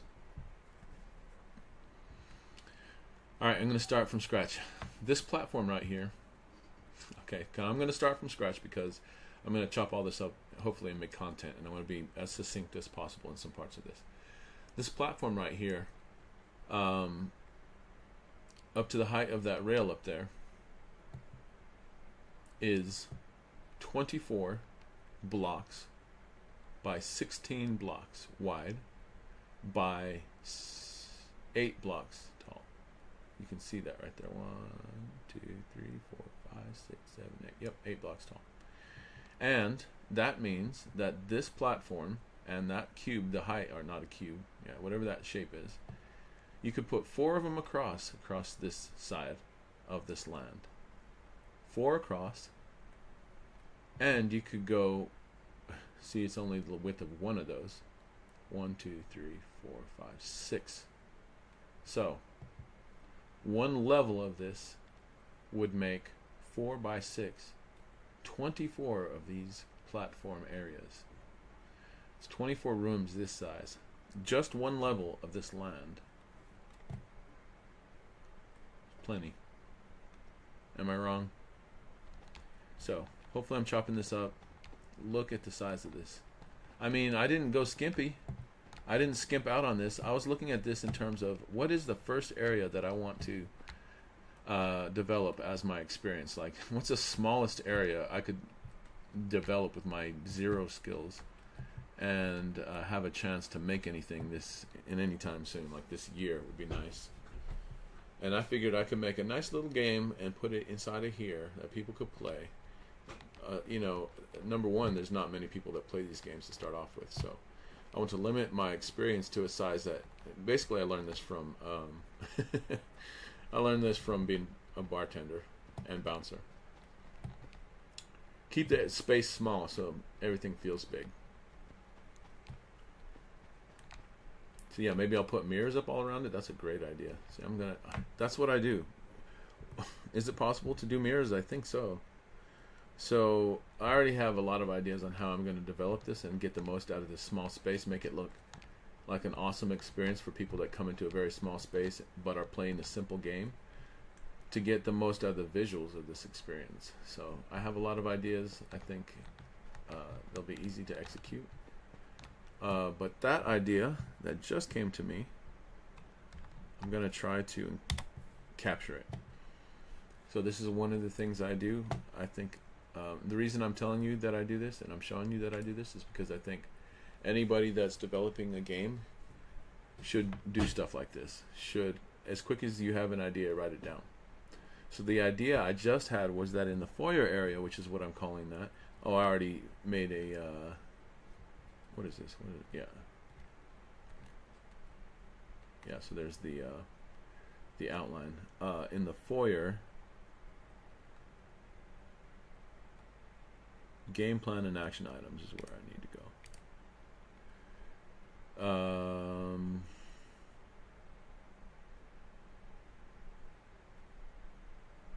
So I need to create landscape blocks, mud blocks, and wall sections to build around that foyer.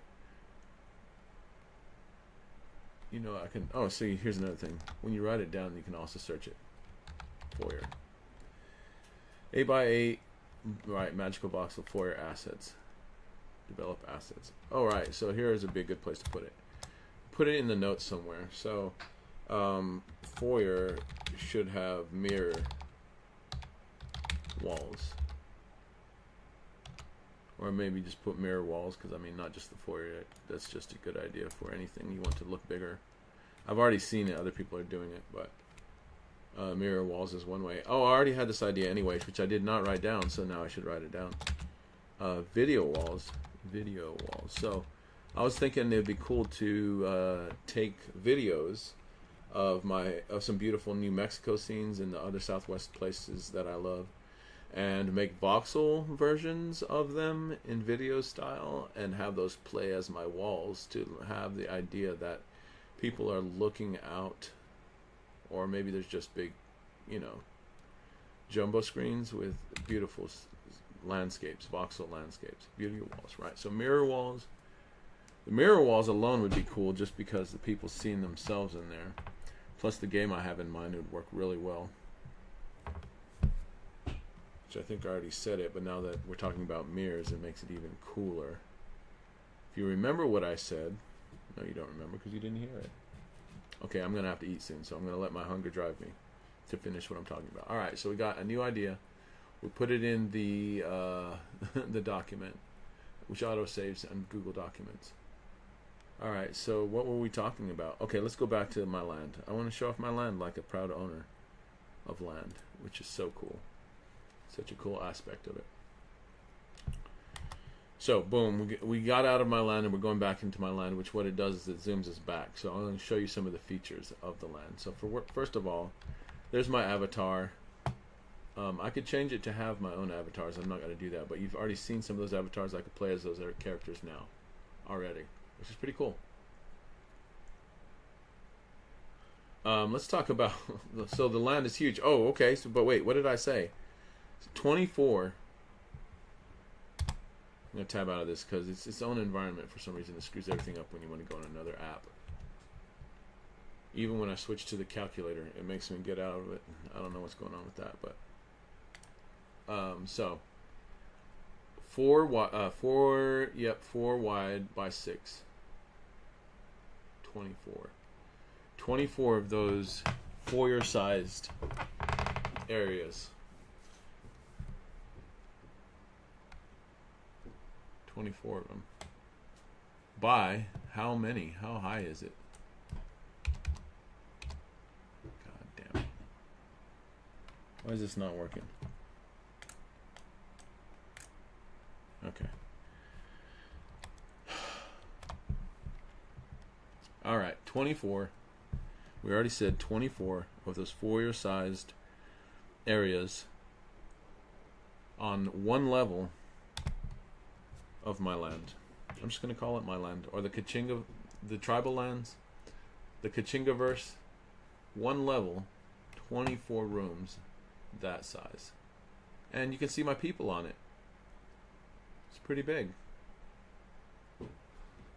One of the first things I'm going to do, okay, so before we move off from this thought, 24 of those, how high? I'll save you the trouble, it's 16. 16 high. So 8 and 16 are different numbers that you encounter in this 32 are all numbers you encounter frequently in this environment, which I like. It suits my philosophy. All right, so 16 times 24, what is that?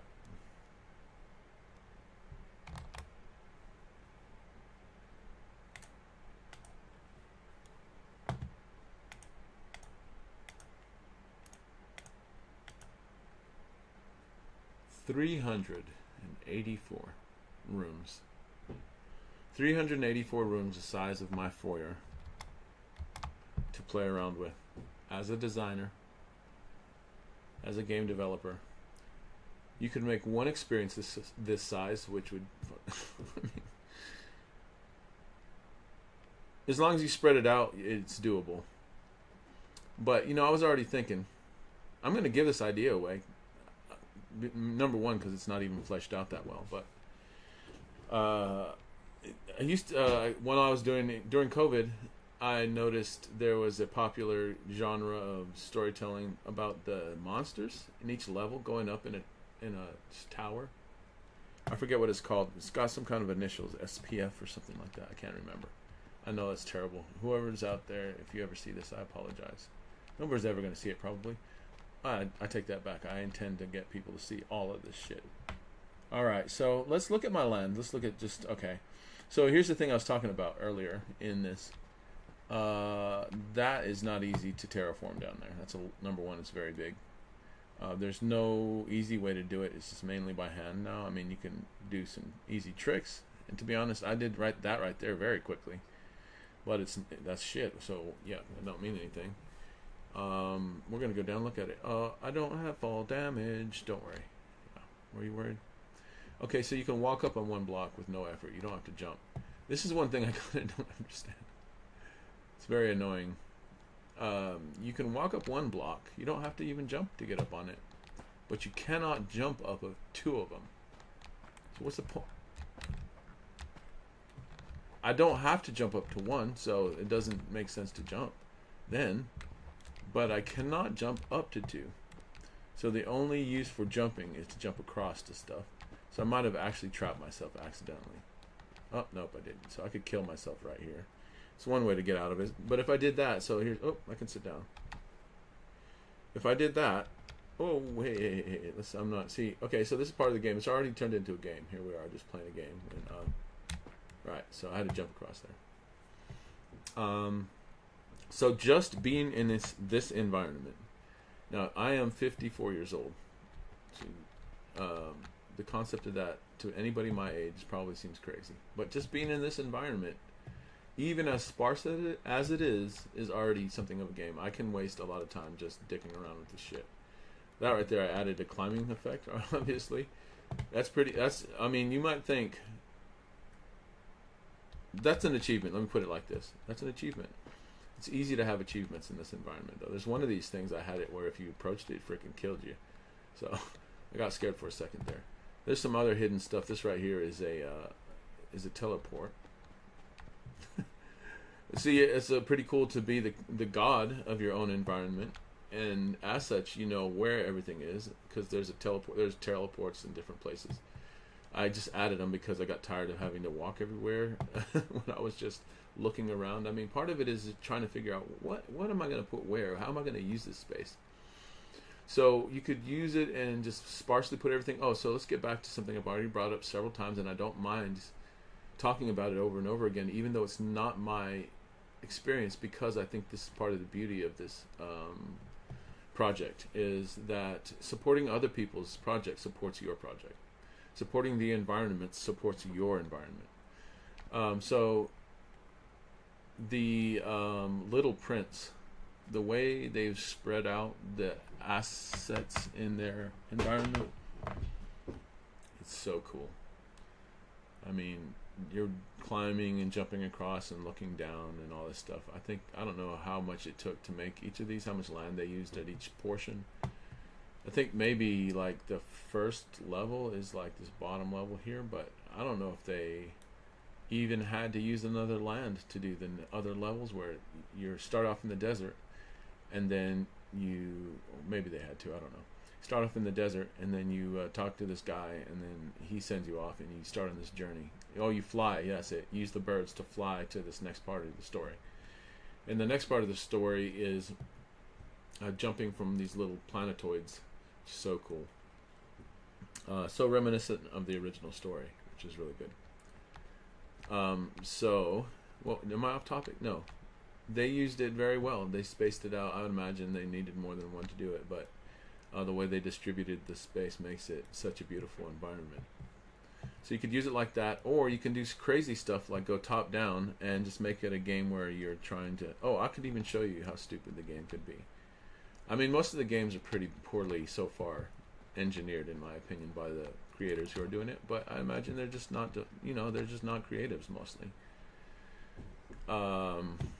So, I mean, everybody who makes anything in any of these environments should be applauded. That's why I pat myself on the back so much. So here's one aspect of it. This is what my NFT looks like from inside a gallery type experience. If a person was using this character, this avatar, you could walk up to this and look at my avatar. I mean, look what I made. I did make that in the real world. The way I made it is so meta and so perfect for this. If I described it to you, it'd blow your mind. But now it exists here, and this is an actual picture of the NFT. There's a link between this and the NFT as it exists on OpenSea. I could make it so that people could click on this and go to OpenSea and purchase it, say, if it was for sale, which it is not. I've never sold any of these things. I don't think any of them is for sale, but they are there. You can go check out my collection, but you don't have to actually, because hopefully people will be checking out my collection right here inside of my little art gallery that I'm going to fill up with my NFTs. How cool is that? What are these? These are not even NFTs, but what I did was I took some of the NFT imagery that I created during the Kachinga's NFT project, and I use these all the time in any of my promotional stuff and on my social media to represent myself and my profiles, because they're cool as shit, first of all, and secondly, they're cool as shit. Yeah, first of all and second of all, they're cool as shit. But I took these images and I took them using Magic of Voxel. I had to use it in two steps, which maybe I did it wrong, or maybe it's just that difficult right now. It is possible. But here's the thing I see. I don't see problems. I see opportunities. Using a system that is usable to me already, so I'm not worried about that. I can already make stuff. I mean, this is having made something. Yeah, definitely not marketable yet. But that right there, knowing I can do that using these two programs, that is so cool. It didn't take that much work, and I've already done it twice now. So now I'm getting better at it. I know how to do it quicker. At some point I'll probably write code maybe to make it do it with one step. Who knows? Get AI to write the code. That's another thing. That's where we're at. So AI is going to make it a lot easier over time for people to be creative inside these environments. So how would this environment, if people were able to do that over time, not become more and more valuable? By the time that's possible, I hope I own so much land that just on merit of how much land I own, I will be not have to work again, which is not my goal, because working is what I love to do. But I would not need to work again. I would have so many resources available to me, I could do any project that I desire. So that's my goal. That could be possible. Not necessary, though. In fact, I discourage anybody who thinks like that to do this. However, if you are creative and you've ever wondered, how could I somehow live and be a creative? Because I've lived my whole life trying to ask that question. I believe this is the vehicle. So, back on point. Just walking around admiring my work. I do graffiti, by the way, so this is right up my alley.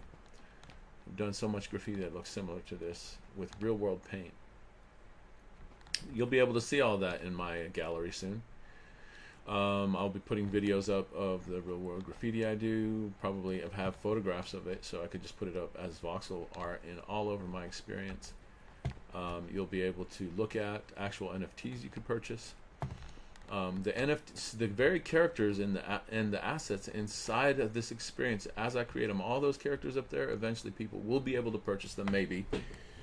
Well, yeah, I already have. They will be, because eventually this NFT collection that started off as a PFP collection, it makes complete sense now that I turn it into a voxel version of the KachingaVerze NFT PFP collection. And so I'm going to go ahead and talk about this, because I want to talk about all this. I'm going to chop all this up into content to eventually promote this whole project. What is the point of NFTs if not to make a bazillion dollars? Well, to me, it is a way for people to collaborate together, socialize, collaborate together. During the initial NFT craze, it was a way for people who are greedy to jump on a bandwagon to get rich together, and a lot of people succeeded in that, and then eventually just tanked out completely. In some people's mind, destroyed the concept of what an NFT is, or an NFT collection is. However, that is just the painful birth pains of NFTs. What they are is a way for people to collaborate on stuff. So what I hope to do is prove that. And one of the ways I'm going to do it is create an NFT collection, PFP collection, that people can mint. And they're minting those PFP collections. The utility of it, which is what part of the problem was, I didn't want to mint my NFTs for the same reason everybody else was doing it, just to get rich. That's why they don't exist in that fashion. I wanted there to be utility. And when I found the Sandbox, I saw that as the utility. That I could do something I've always wanted to do, and that I've been training my whole life to do, which is to create an animation studio. I swear. Well, I wanted to be an illustrator on some level, but an illustrator was barely like the beginning step of what I truly wanted to be in my heart, which was an animator. And a game maker. I mean, I'm not sure if there's a difference between animation and game making. It's really not anymore. But to me, the only difference between a game and other forms of animated media is one is an interactive story and the other is just a story. It's not as interactive. But I'm going to go ahead and put this out here too. Imagine this. What if somebody could come into this? I love the story of Hamlet, so I love theater. What if I made this? This is one of the things I plan to do. Now, one of my mottos this year is show, don't tell, but I am showing you right now. So I would tell you what I plan to do with this thing I'm showing you, briefly. I won't go too much into it. Okay, I want to point out a couple things besides this. That KachingaVerze thing right there, that was my first test to see what's the size of the voxels would be if I imported that in here. And then the one up above that you saw earlier, you know what, I could show you a cool trick. To compare, now remember, let's compare this. That little type signage, I would call it. Now in the real world, I had a career and have a career in signage. Oh shit! Damn it! Well, I can climb it there, I think.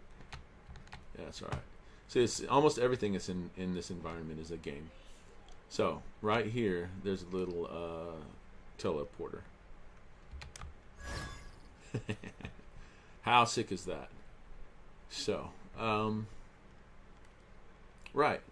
So yeah, what I was saying was this right here, is the big version of that down there.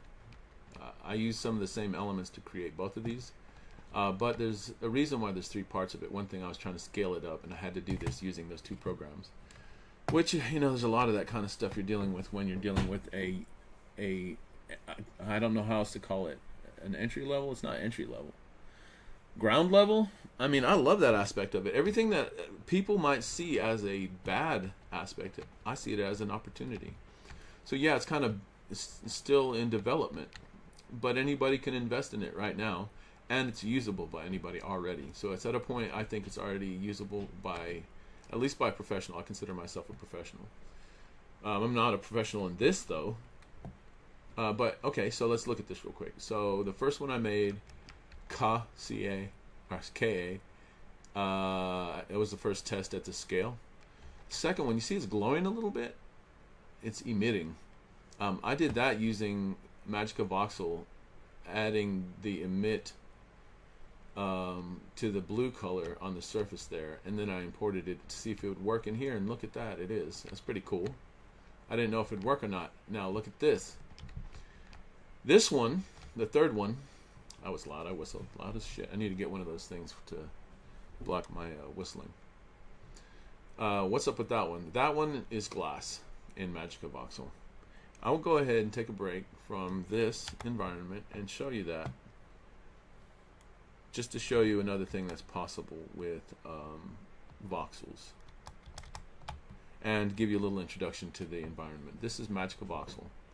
Now KachingaVerze, the uniqueness about this is that it has a render feature that allows you to render different things instead of it existing in the model form. So that is the model form. I get confused because every one of these has a slightly different way of manipulating the environment, which is annoying as shit. Can't remember which one I'm in. So you see that? That's just what it looks like. I mean, that's kind of what it looks like over there in the Sandbox. But when you render it, it looks like this. I'm pretty sure there's a way to do this also inside the Sandbox, but I don't know what it is yet. But that will be one of the things I'll have to figure out, and you'll be able to watch someday. So that's what I was trying to do there. We're going to go back to this environment. Why? Maybe because every time I come back to this environment, it reminds me of why it's so cool. I'm proud of it. Damn it. You could be proud of your land too. It's freaking cool as shit. I figured out how to make a platform that does this elevator scenario just so I can move around. I mean, oh, I forgot. I mean, I can show you how to do this. I can show you how easy it is as a complete novice. That instead of, one of the things I was thinking is, instead of me doing that, I should definitely put a couple teleporters over there where the spawn is, so I can just teleport anywhere I want, instead of having to ever use my elevator. But it's cool that I have it, right? I mean, it'll become antiquated technology. You know what? I'm proud of it. It's a better way. I'm going to actually do a thing where after I build my experience, people can play through it, but also they can just do a tour. They can just get on the Magic Carpet ride. I mean, maybe we'll make it some kind of achievement if they ride the tour bus. There'll definitely be things. I'm always going to be thinking about ways to put Easter eggs. So if a person's riding the tour, I mean, there'll be no other reason to ride it other than for me to want you to look at what I made. Look at it! Look at it! That's right. Look at it. To look at it. To ride. But if you ride the thing, if you, at a certain point, were to jump, maybe you would end up inside of an invisible pathway that leads to a secret level of the game. Something like that. I mean, that's the kind of shit I think about. I'm not going to write that down on the document because I already did that. Anytime I think of stuff like that, I immediately write it down. So, and why do that? As an incentive to make them look at your shit. That's one of the things about game theory that I like. I'm completely new to it, but I think I kind of understand a lot of things intuitively about game theory. Like the idea that I want people to I want to use as much of this space as I can while not also making it overwhelming. I want it to be self-explanatory and fun. I mean, this is kind of so common. I should write this down as the 10 Commandments. The 10 Commandments of game design. I'm glad I'm saying it out loud because I'm thinking I should put this in the document. I'm saying it out loud, so maybe as I chop this up, I will do the 10 Commandments of game design. According to a novice, complete novice. But I'm a complete novice in the real world, in this world. I am the god. Uh-oh, one of my characters just pushed me off the edge. Did you see that? That's hilarious. And I fell. I didn't know I could even fall. My character pushed me off the ledge when I said I was a god. That's hilarious. Can I get up? Yeah, I can. But I love that. I wonder, okay, so here's some philosophy type stuff that we will encounter as I live play these games or live stream these games. Is God ever? I mean, okay. So here's the thing. I was raised in two different cults. One of the cults was a more traditional cult. That cult talks about God a lot.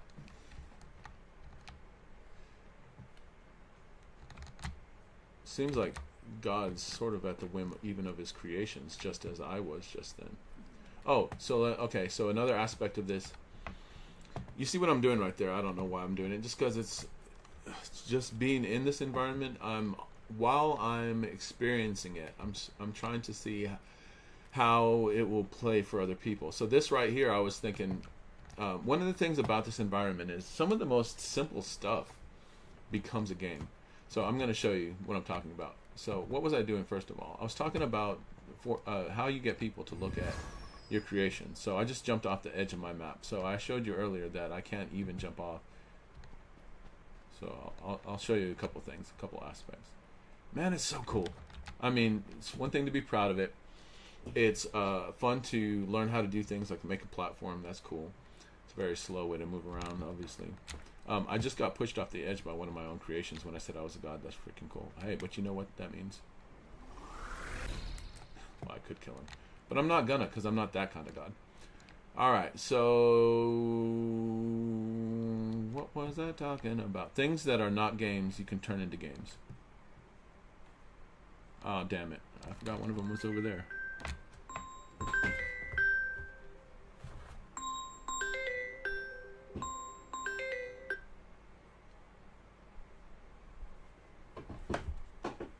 Damn it. Ugh. Alright. Yeah, I mean, it's all part of it, right?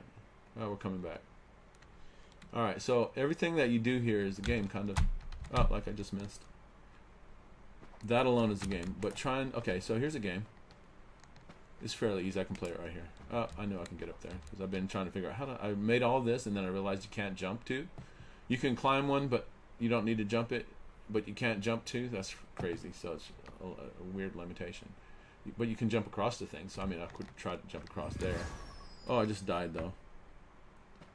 And I immediately... You saw that? I immediately got zoomed back up. Here's a game I started playing. Okay. Trying to jump down onto... I don't know how many times I've played this game.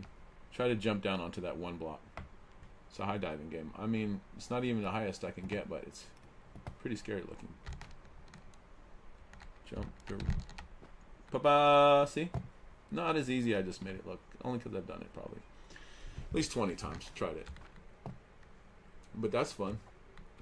You can make a height. Oh, see, I can't even... I can jump at it from up there, but I can't jump on it from where but you get good at just jumping. Spawning. Oh.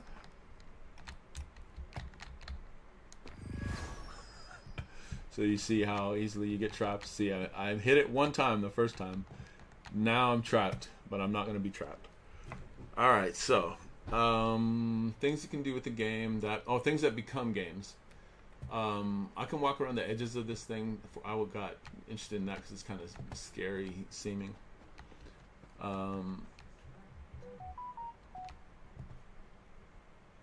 The gallery, actual games. Oh, that was one of them too. I mean, I don't know. It seems to me like some of these games are pretty damn boring. I'm going to grant that. Some of these games are damn boring. I don't want to make a boring game.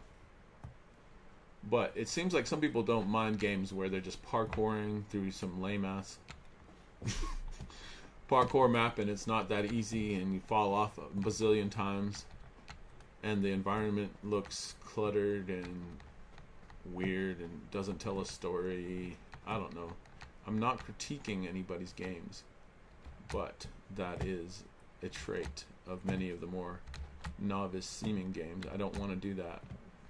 But as I was trying to figure out the dynamics of this game, I realized like this right here is a type of ladder that isn't particularly easy to do. And you saw how difficult I just did that. I mean, what if you were trying to do that all the way to the top? How many times would you fall before you'd fucking give up? I mean, me, I would never. I'm pretty sure I have ADHD. I could make that game, but I could never, ever achieve a score in that game. I'd fall off about 5 times near the bottom, and I was like, fuck it. I'd write code that somehow controlled the controller, and then when I got right here, I could hit the code, and it'd automatically make me go up. That's what I would do. I'd put a... yeah, I would cheat. I'd put a... As the creator, I'd put a... yeah. See, I can't jump up to that, which is pretty funny. You can jump across to it. So you can jump across. That's what jumping is for, only just for jumping across, not for jumping up.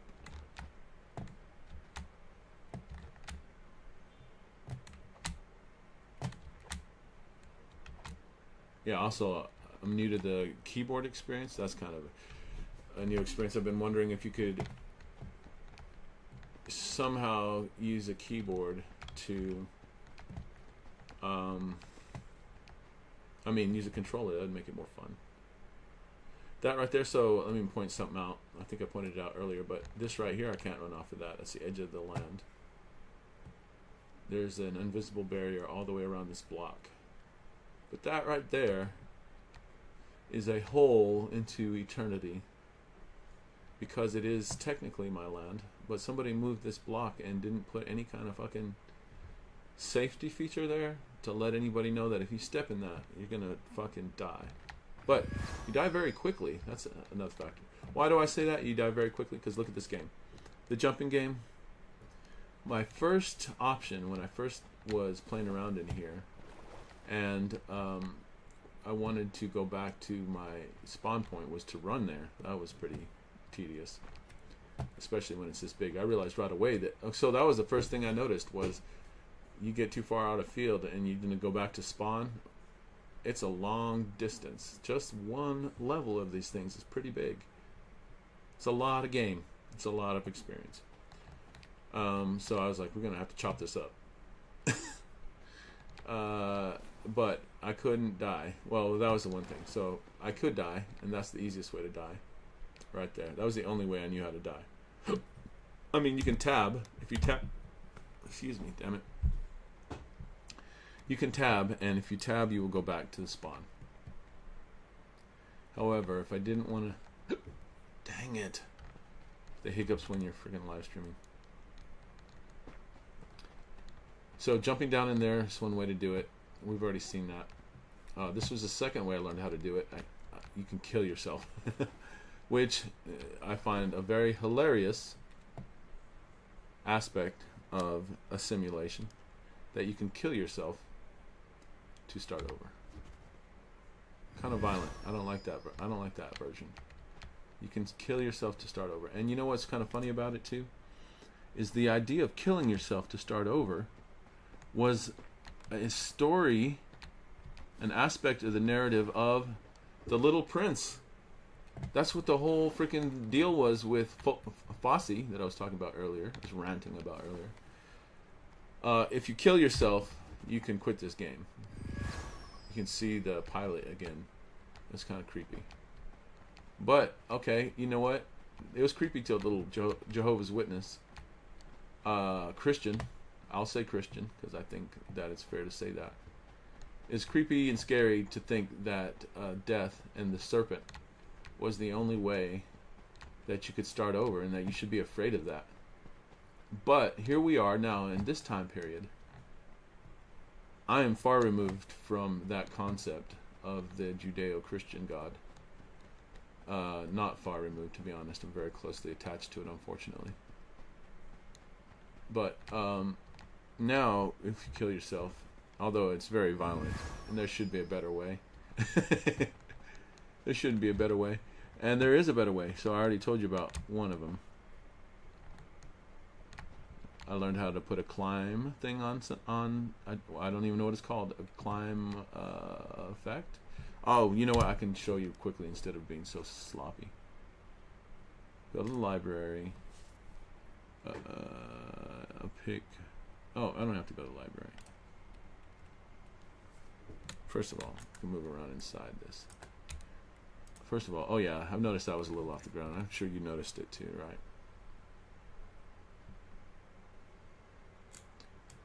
I hate that the manipulation feature of every one of these things is slightly different. So I can never remember. Or maybe I need to just write it down and do it a few times. Being a weed smoker, which I am, I freely admit another philosophical point I'm happy to make. Alright, so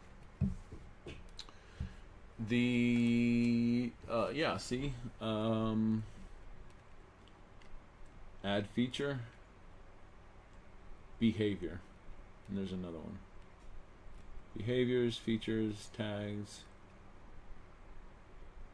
physics, properties, attributes. I mean, yeah, maybe it seems overwhelming, but it's not overwhelming where I come from, which is freaking Maya from back in the day.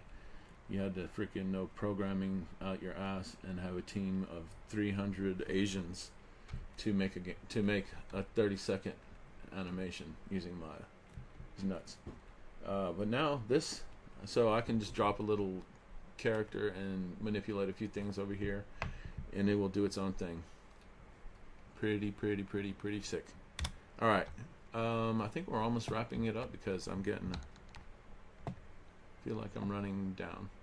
So yeah, so the first thing I had was a death wish. I'll call it a death wish to respawn.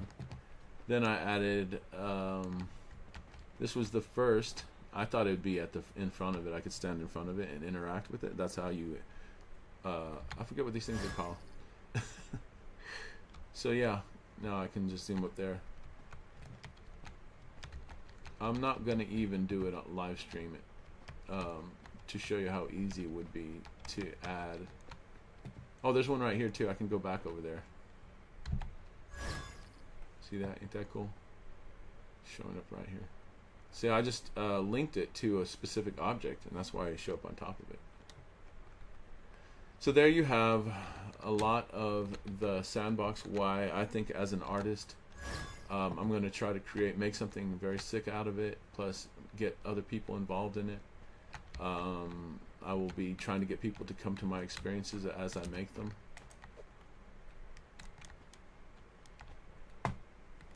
Play my games, live stream, create content, make tutorials, encourage other people to buy land if they're creative.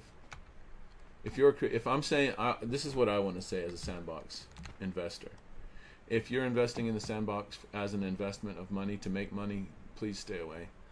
I mean, those people already did that, and now there's a ton of land that's sitting there unused. I forget how much land. It makes it kind of look bad, I think. But hopefully it also is an opportunity for me. Again, like I said, any problem's an opportunity. Hopefully I can scoop as much of that up while it's cheap right now. Oh yeah, let's talk about that before we move out of this Sandbox, because talked about a lot. I mean, the details as a creator, this shit's easy, really. There's not enough tutorials, I don't think.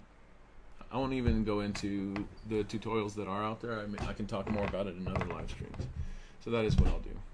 Do I want to save it? No. We've talked about what it is. I've shown you my particular piece of land. Shown you some of, I mean, you've seen, okay, so now you've seen some of these things in the actual environment. The reason they're here in my workspace is because I can take them from here and put them in there. What's pretty cool about this too is I can click on these things and yeah, at some point you could mint it. Obviously these are all just throwaway stuff, but I can open it in box edit. So even though, for example, the robot is not finished, I just could not help myself. I just wanted to see if I could, if as it is now with it unfinished, what it would look like in the space. I can't help it. I'm so ADHD. I want to see it. I don't know what's going on back here. My whole scenario is weird. Here it is. Oh man, look at that shit. But I can just click open in Vox Edit. As I do that, I'm gonna obviously do that. I got a lot to do. He only has half his foot because I wanted him to have 2 parts to his feet so I can animate it more. His hands are gonna be more complex than the ones they have. Oh, that's pretty cool that you can look at it in this detail on the site. Why not look at it? And why would I want it to be able to look at it in that detail on the site? Because people might want to buy it and they can see how much work I put into it. Some of this stuff glows. I mean, so cool. Now, I do want to say one thing I thought was a little misleading, and that is that you have to, well, for one thing, obviously it's a self-sustaining environment, which I'm used to as an artist because I feel like most art is supported only by other artists anyway. But in this environment, you have to pay for any assets you want to use that you didn't create yourself. That's fair, right? They're not that expensive. But you can imagine with the number of items you'd have to pay for it, it could get expensive to create an experience if you had to do that a lot. But again, like I said, a lot of them are free. But again, it's just another opportunity I think I have to create some kind of animation studio where I could just do it for people. More inexpensively than if they had to buy every asset that they wanted to create themselves. Plus, I have one asset that people don't have in general, and that is a crazy great imagination. I mean, most people have great imaginations, don't get me wrong.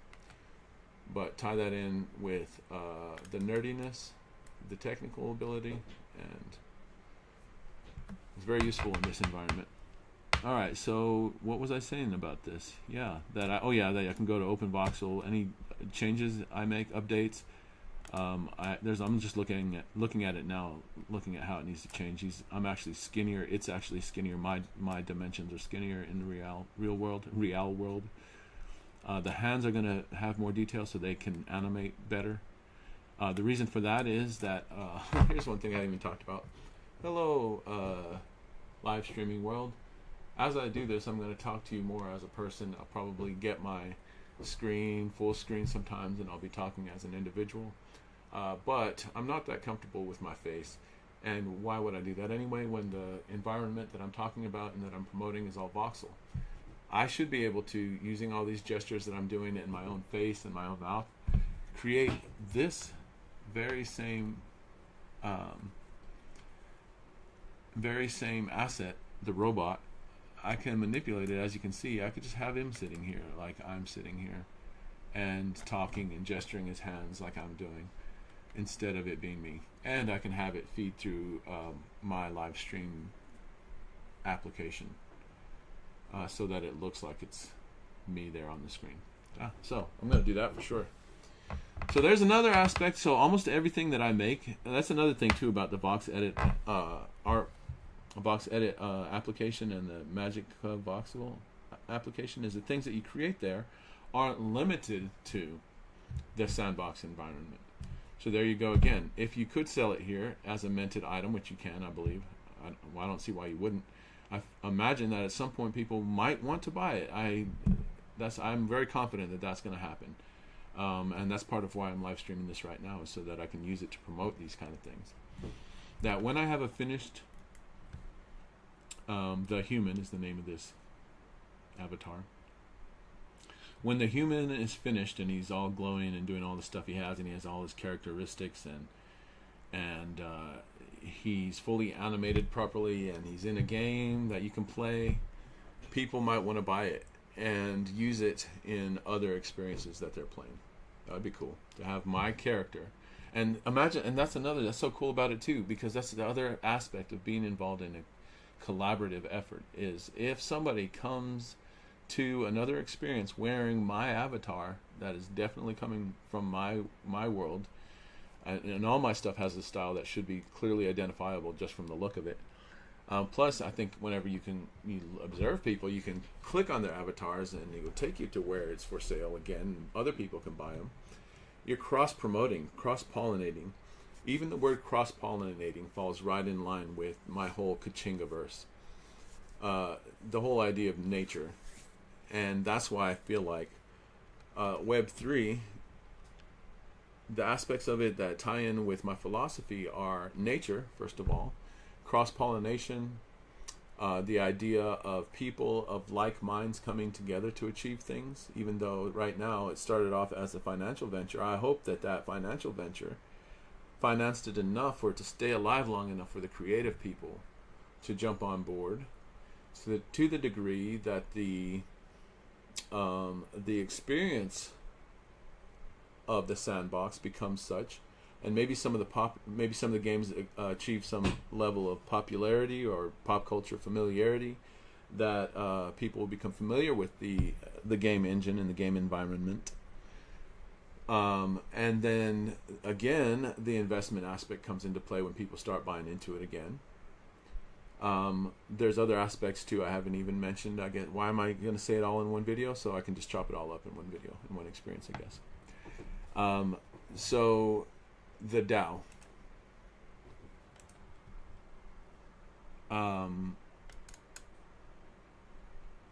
A person could use my avatar in another experience. A person could then come to my experience and buy the avatar themselves because they liked it, or they could say, oh, that's a cool robot, and I'd say that's not a robot, that's the human, and then they would want to play the game maybe. And playing the game should achieve me getting more of my work exposed to more people and being able to do bigger and bigger projects. Alright, so that's one aspect of the social Web3 dynamic. I'm going to go ahead and close that. We already talked about my NFT collection. Discord, hate. But people can chat in Discord. But wouldn't it be so much cooler if we could just eliminate Discord? And people could just I mean, it would make sense actually to steal part of Discord's what do you call it? Their market, by having people able to, instead of this shitty, I hate Discord, it's so shitty. The graphic interactive element of it is shitty. There's no like stimulation. It's just shit. I mean, granted, mine is not done well, but I mean, what the fuck is this shit? Even people that have good ones, like the Sandbox, I mean, they've got good graphics. It looks cool. But what? Who wants to talk to people this way? I don't know. It's from the devil. I don't like it. Why not just take all this shit, and when people go on their experience, it's like, you want to come, why would we go to Discord for anything for Sandbox when you could just go to the Sandbox room? Yeah, that's the thing. Why are they talking about the Sandbox Discord? Why don't you talk about the Discord Sandbox? Come to our Discord on the Sandbox. come to Discord Sandbox. That's what I'm talking about. Anyway, wouldn't it be so much cooler if a person just went in their experience, that room, so if I could just go in my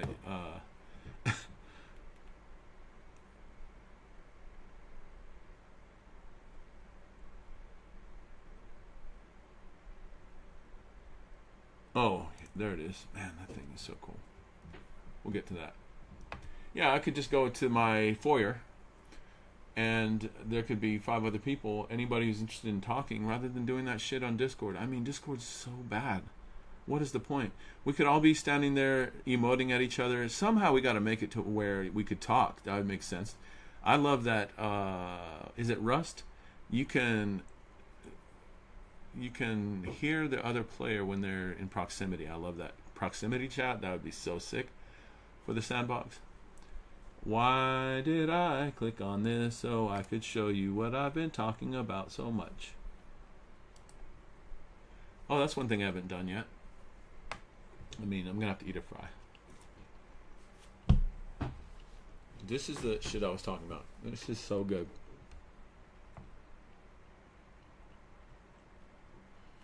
Maybe if I talk about it on my live stream and then clip it, they'll let me do something for them. I mean, this shit is so good. I don't know why it still says that when you've downloaded it.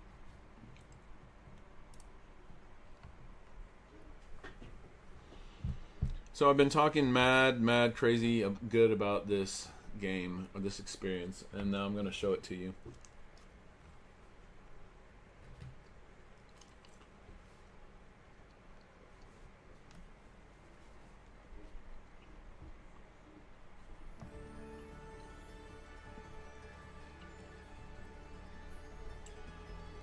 That's something I haven't even talked about yet. Music. I do a little music stuff, and I'm very interested in how to incorporate music and sound. I mean, listen to this shit. It's so good.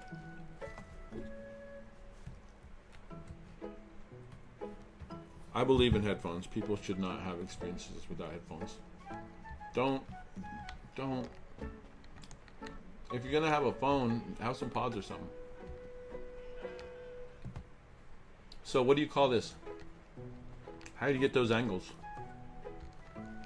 I'm chewing food while I'm doing this. That's so bad. So unprofessional.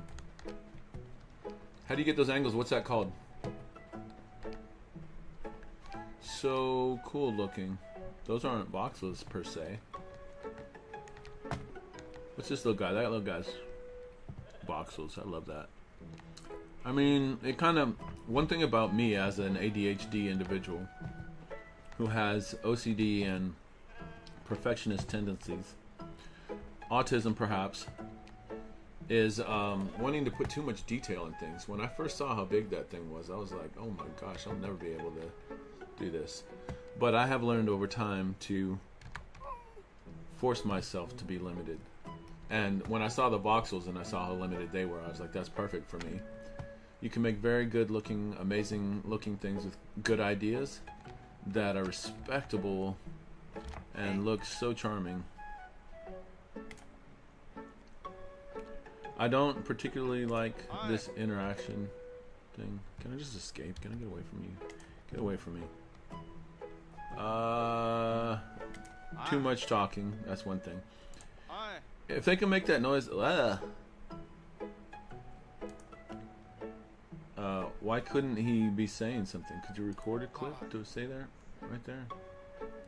Could you have AI read it to you? Read it to people? God, thank goodness. That was annoying. Oh, you can jump much higher in the games.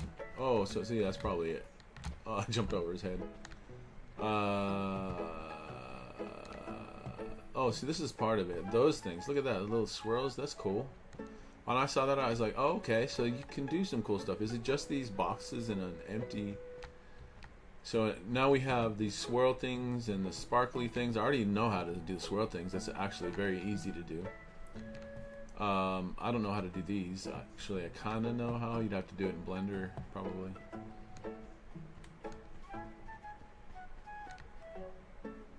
Oh my gosh, look at that. I mean, that's better than smoke. It's not even the best version of it that I've seen. Oh, there's this guy who does stuff on KachingaVerze that makes it look like the real deal. But I mean, I could do that already. Just looking at what this guy did, I can see what he did, or whoever this team did probably. I say guy and girl. I don't care about gender. Let's go. This thing is attainable for me. I could do that already. Somewhere around here, there is a transport of balloons, if I can find them, to get to the next section. What? Oh, I was supposed to talk to this guy for too long. That's another thing. See how much space there is in this? Too much. I shouldn't have to spend 20 minutes trying to get from... Oh, I learned that playing freaking Zelda. Who didn't learn that? Who got tired of riding the horse around? I did. What, can you talk? No. I don't like a game where I'm spending too much time traveling.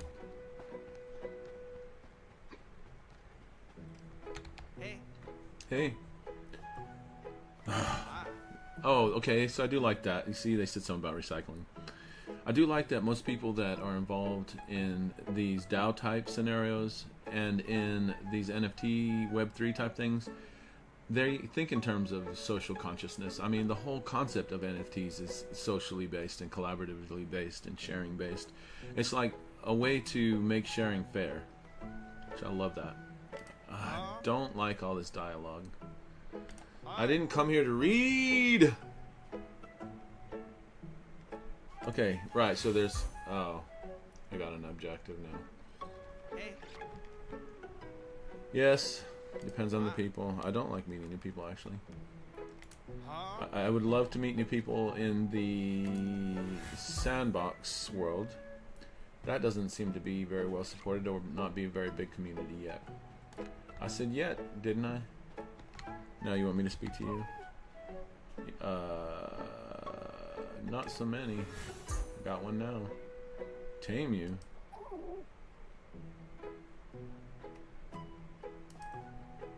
You're just a little... well, I don't believe that it's possible to tame wild animals. Nobody owns animals. Animals just decide they want to live with you. If you tie an animal up, there we go. That's cruelty.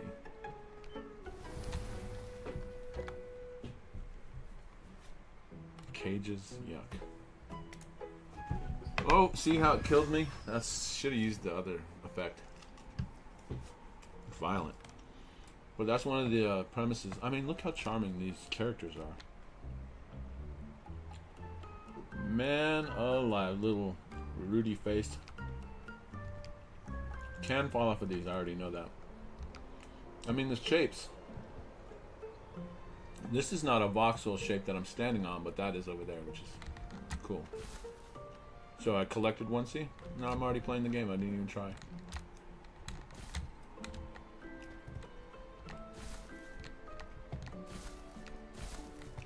Alright, I don't want to really play this game while live streaming, because I'm already showing you enough to show you what I'm talking about. If I make anything that's... Oh, look at that. If I make anything that's as good as this, I will feel like my money, my 350 bucks that I spent to... Oh, there's 2 lands. Is it 2 lands? I mean, this could be... This is probably the same land. I don't know how many lands this is. Probably 2 lands. I mean, listen to it. The wind blowing, little music playing.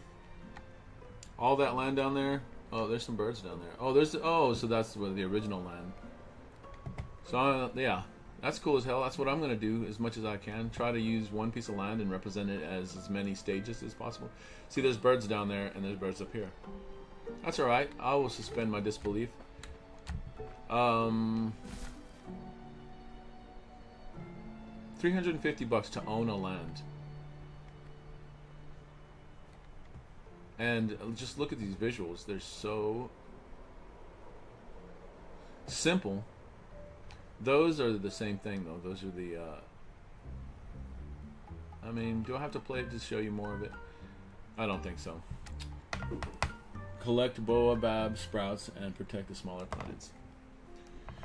Alright, yeah, I'm not playing it anymore. I don't really like playing these games, mainly because...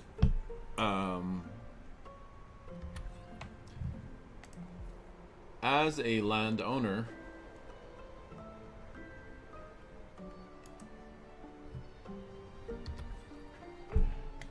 I am painfully aware of how much work I have ahead of me before I will be able to have people play my game like that.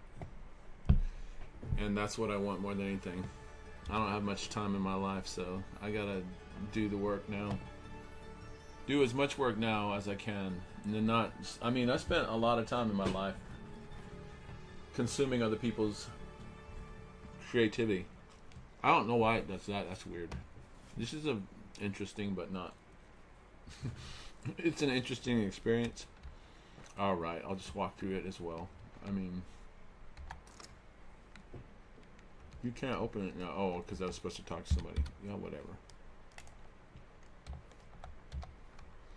Some of these experiences, like I said, too big and dull.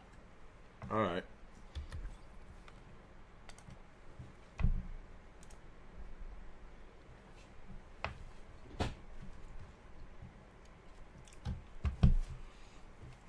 Alright, last thing.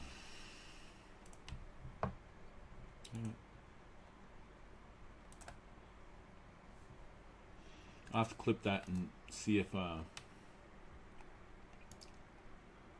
if it's of any use to them, because that is a damn good game. This is the DAO. It's very cool. Some of this stuff, some of the pages of all this is kind of confusing, but this part is pretty straightforward. Join discussion. You click on that, it goes to the forum where they discuss the proposals that are being made. Vote for change. Vote now. So I'll click on that one. Oh, it shows you what is currently being proposed, what's been voted on. Now I'd have to log in to vote, but if I did log in, it would immediately recognize my land that I own, and my land actually has a weighted value, which I find is very cool, and I believe in, because that's one thing. Even though I don't believe in capitalism, and I do believe in socialism, and I believe in communism, I believe too that people invest themselves to different degrees in the experience of living, and that there should be some means by which people can be awarded more than others for the amount that they produced.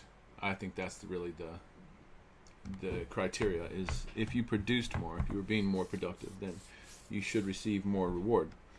However, there needs to be a way of ensuring that that is what's happening, because people think that that's what's going on in America with these corporations, and why a CEO should make $10 million 1 year when the company is failing, but the secretary of that company is laid off. Her and as well as 30 other secretaries are laid off. I mean, that's crazy shit. What was that guy doing that was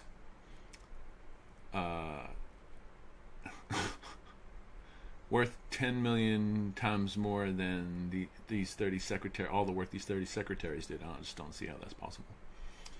So yeah, getting invested more. The other side of it is there should be some accountability, I think, to owners, though, because right now this is happening in the real world and in the Sandbox world. A lot of people are owning land and not doing anything with it, and then there's then all the land's going down in value. They're not doing anything with all this land, therefore there's homeless people everywhere. It's basically the story of America right now, and the story of the Sandbox. So if some of these investors that own land start investing in their land itself and developing it, then some of these homeless people would have a home where they could spend their time, and all this activity would lead to a very healthy environment. So the DAO, I can literally vote on. I already have them. I've already voted for everything that's been possible to vote on yet. Carbon capture, I thought that was fascinating. So here's another fascinating thing. I don't know if it's natural, but it seems natural to me that because of the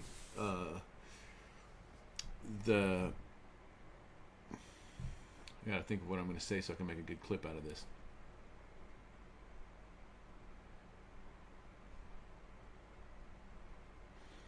All right, because of the progressive nature of this technology and the people who are developing it and understand it, and their connection with the real problem of environmental problems as well as social problems, plus the natural way in which Web3 technology leads people to socialize with each other and collaborate with each other, I think it's natural that people that have these DAOs and are working together would naturally want to invest in other projects that are conscious of the environment. So that is one of the things that the Sandbox is also doing, which I highly respect. One of the SIPs, the suggestions that they wanted everybody to vote on, was that we owners, landowners, and sand owners invest some of the sand of the project toward other projects that are NFT related that capture carbon, Now, I didn't read enough into it. I heard some objections into wanting it to be a different company. But, you know, at least somebody's talking about it. I have always said that nobody is going to save the planet until it's profitable to save the planet. So basically, we're trying to find a way to make Web3 technology such that it's tied in with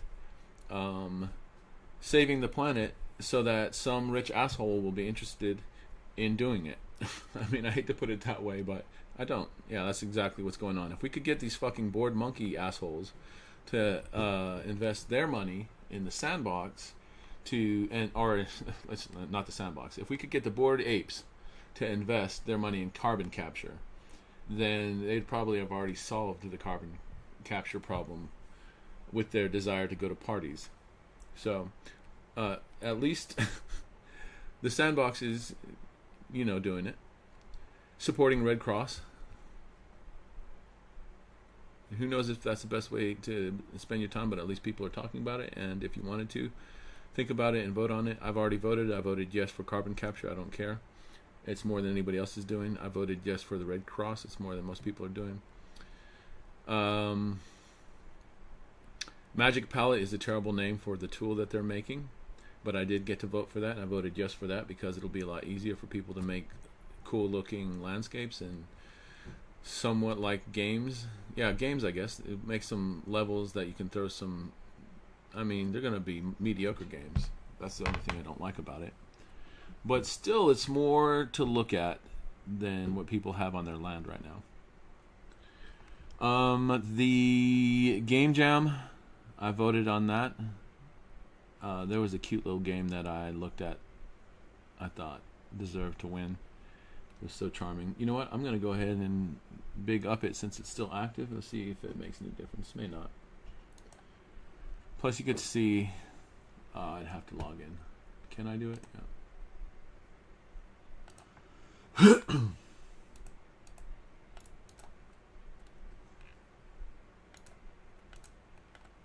Trying to log in, you asshole. Log in. Whatever. Doesn't matter. I already voted anyway.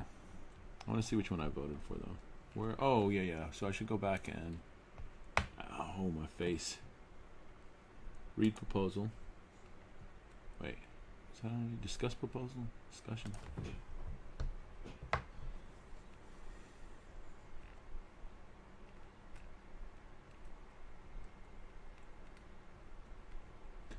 You know, to be honest, I think when I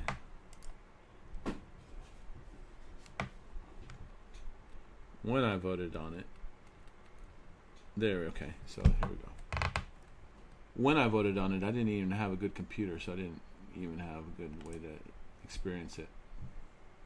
So this will be the first time I'm actually experiencing the game I voted for with a decent computer. See there, it said play to earn, Sam. I don't know if that's true or not. I have played it, but I don't know if I did the things I needed to do.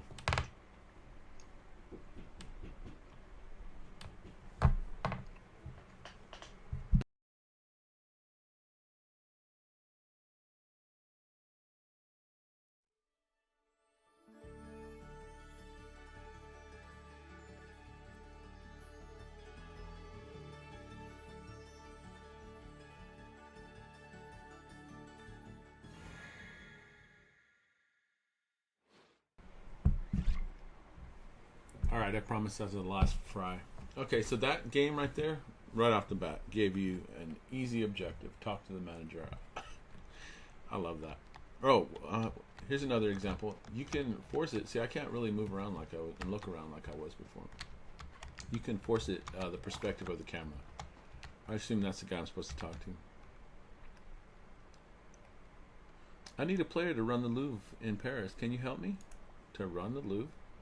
Alright, let me check if there are any players who are currently participating. Yep.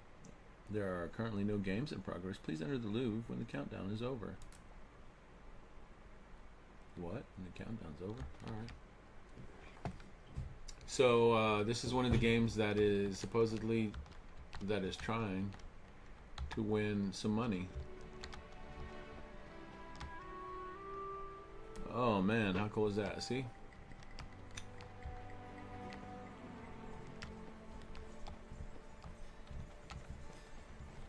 Oh my gosh, I got stuck in there. Oh, that's cool how they, that's what the Louvre has in front of it right there.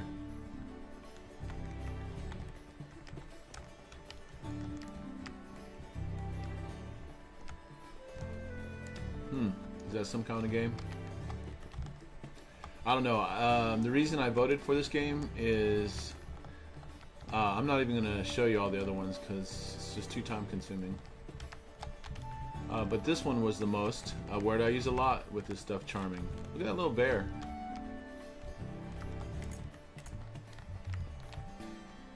I liked it that the objective was pretty easy to figure out.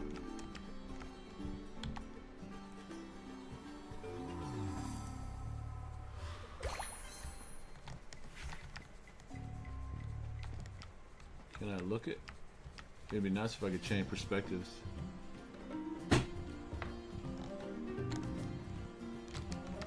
Yeah, see, if I could change perspectives and I could look first person, I could look at this art. I wonder if they did what I did and converted it, probably. Alright, so anyway. So supposedly you can make money by playing those games. These experiences, I get it.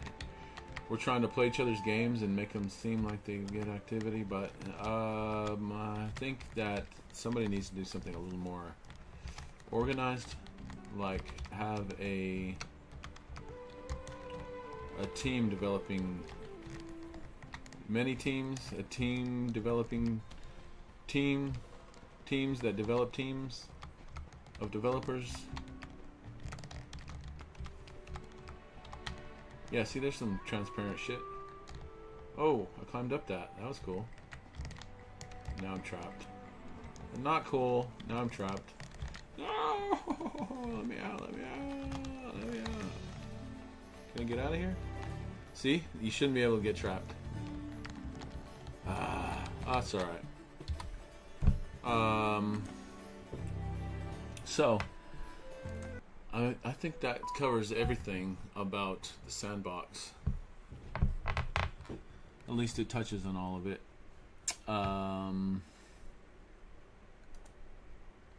Yep. I mentioned that. Discord, I mentioned hating that. So, the next thing is going to be, from now on, whenever I'm doing these, I'm going to be developing, see, let me look at my outline and see if I talked about everything. Vox Edit, NFT collection, talked about that, PFE, yep. Crypto and socialism, yep. DAO and socialism, yep. Networking and common interest marketing, excuse me. Social media. Conquer the Sandbox? Yeah, I mean, let me make one experience half as good as I'm able to make, or as good as I'm able to make. Let's do that. Let's make a small experience as good as I'm able to make, and if there's a way to make money with it, I should be able to. If I do make money with it, not money, I don't even want money at this point, crypto with it, if I can make some more sand with it, then I'm going to buy the hell out of more land. If I make sand, okay, let's put it this way. If I make sand using what I have now in the Sandbox, I'm going to reinvest that sand every time into buying more land. Mark my word. So, from now on, that's what I'm going to be doing on the live stream. I'm going to spend some time before next time doing some little graphic design, splash pages and stuff to try to make this look a little bit more interesting. I'll try to be prepared every time so I have something to talk about. Hopefully each time it's more of a progress report than a description. But that was basically a progress report to describe why I'm doing it, and why I'm doing the Sandbox and what I hope to achieve. Now, the first step for me is to create my first experience, which is going to be that first platform area which you saw while I was showing me my land. I'm going to turn that area into a small game that a few people could come and play. Maybe 20 people at a time could play, or as few as 5 people, because I imagine it'll be very difficult to get 20 people to play this game at the same time. But if it could get popular, it could. So I'm going to try to make it the most beautiful, charming, easy to play, fun experience anybody's ever had, and then I'm going to piggyback off of that experience. Oh, and I'm going to try to enter. That's another aspect I haven't mentioned, but we'll just summarize it. That creative people have the opportunity to enter contests for their experiences. So, for example, right now, how do I find that?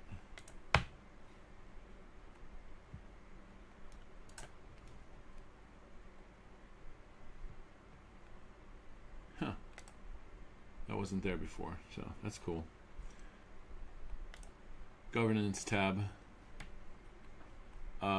Create marketplace avatar shop experiences events. Oh, events. So events are ways that builders can make sand by designing. That's funny I haven't even mentioned that, because I do hope that one day to get a bunch of people that I know. I mean, I know a lot of creators, at least I've been in their communities for a long time. If creative people use this as an avenue to be creative in their own IPs, they could possibly make money. That's what I'm trying to do.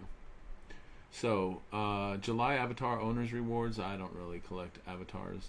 That is something people do though. There's that. I guess if I keep playing this and pitching it, because I would be happy to. Group of Wild Birds NFT. The Fox NFT. Yeah. Ends the 12th of August. Game Jam. See, look at that. Game Jam Tiny Quest. Enter the universe of the Little Prince and go for an adventure in this latest Game Jam where you have 3 weeks to create your game. So this is a Game Jam game. And hopefully they win. It's freaking so cool.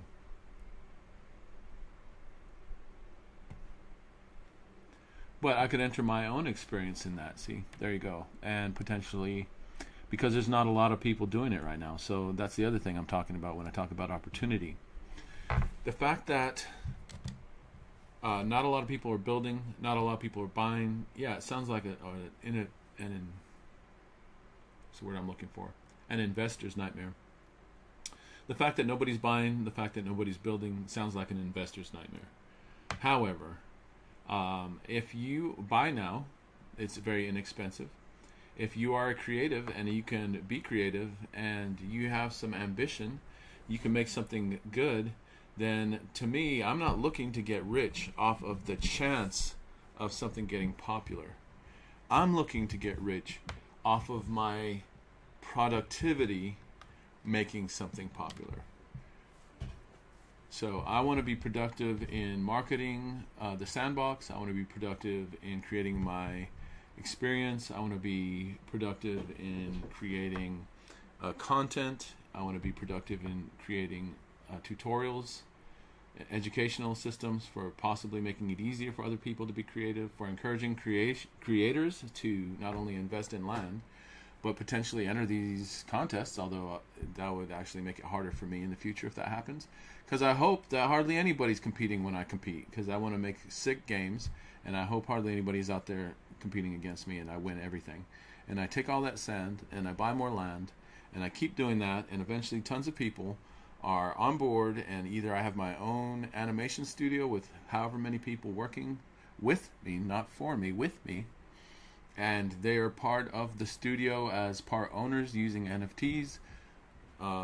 That kind of shit is what I'm talking about. That's what the future that I'm looking forward to. Hopefully at some point everybody is making movies, we're making games, we're making galleries, who knows what all we'll be making with this together. Making movies. The Lego movie, I want to make a voxel movie. I said it first.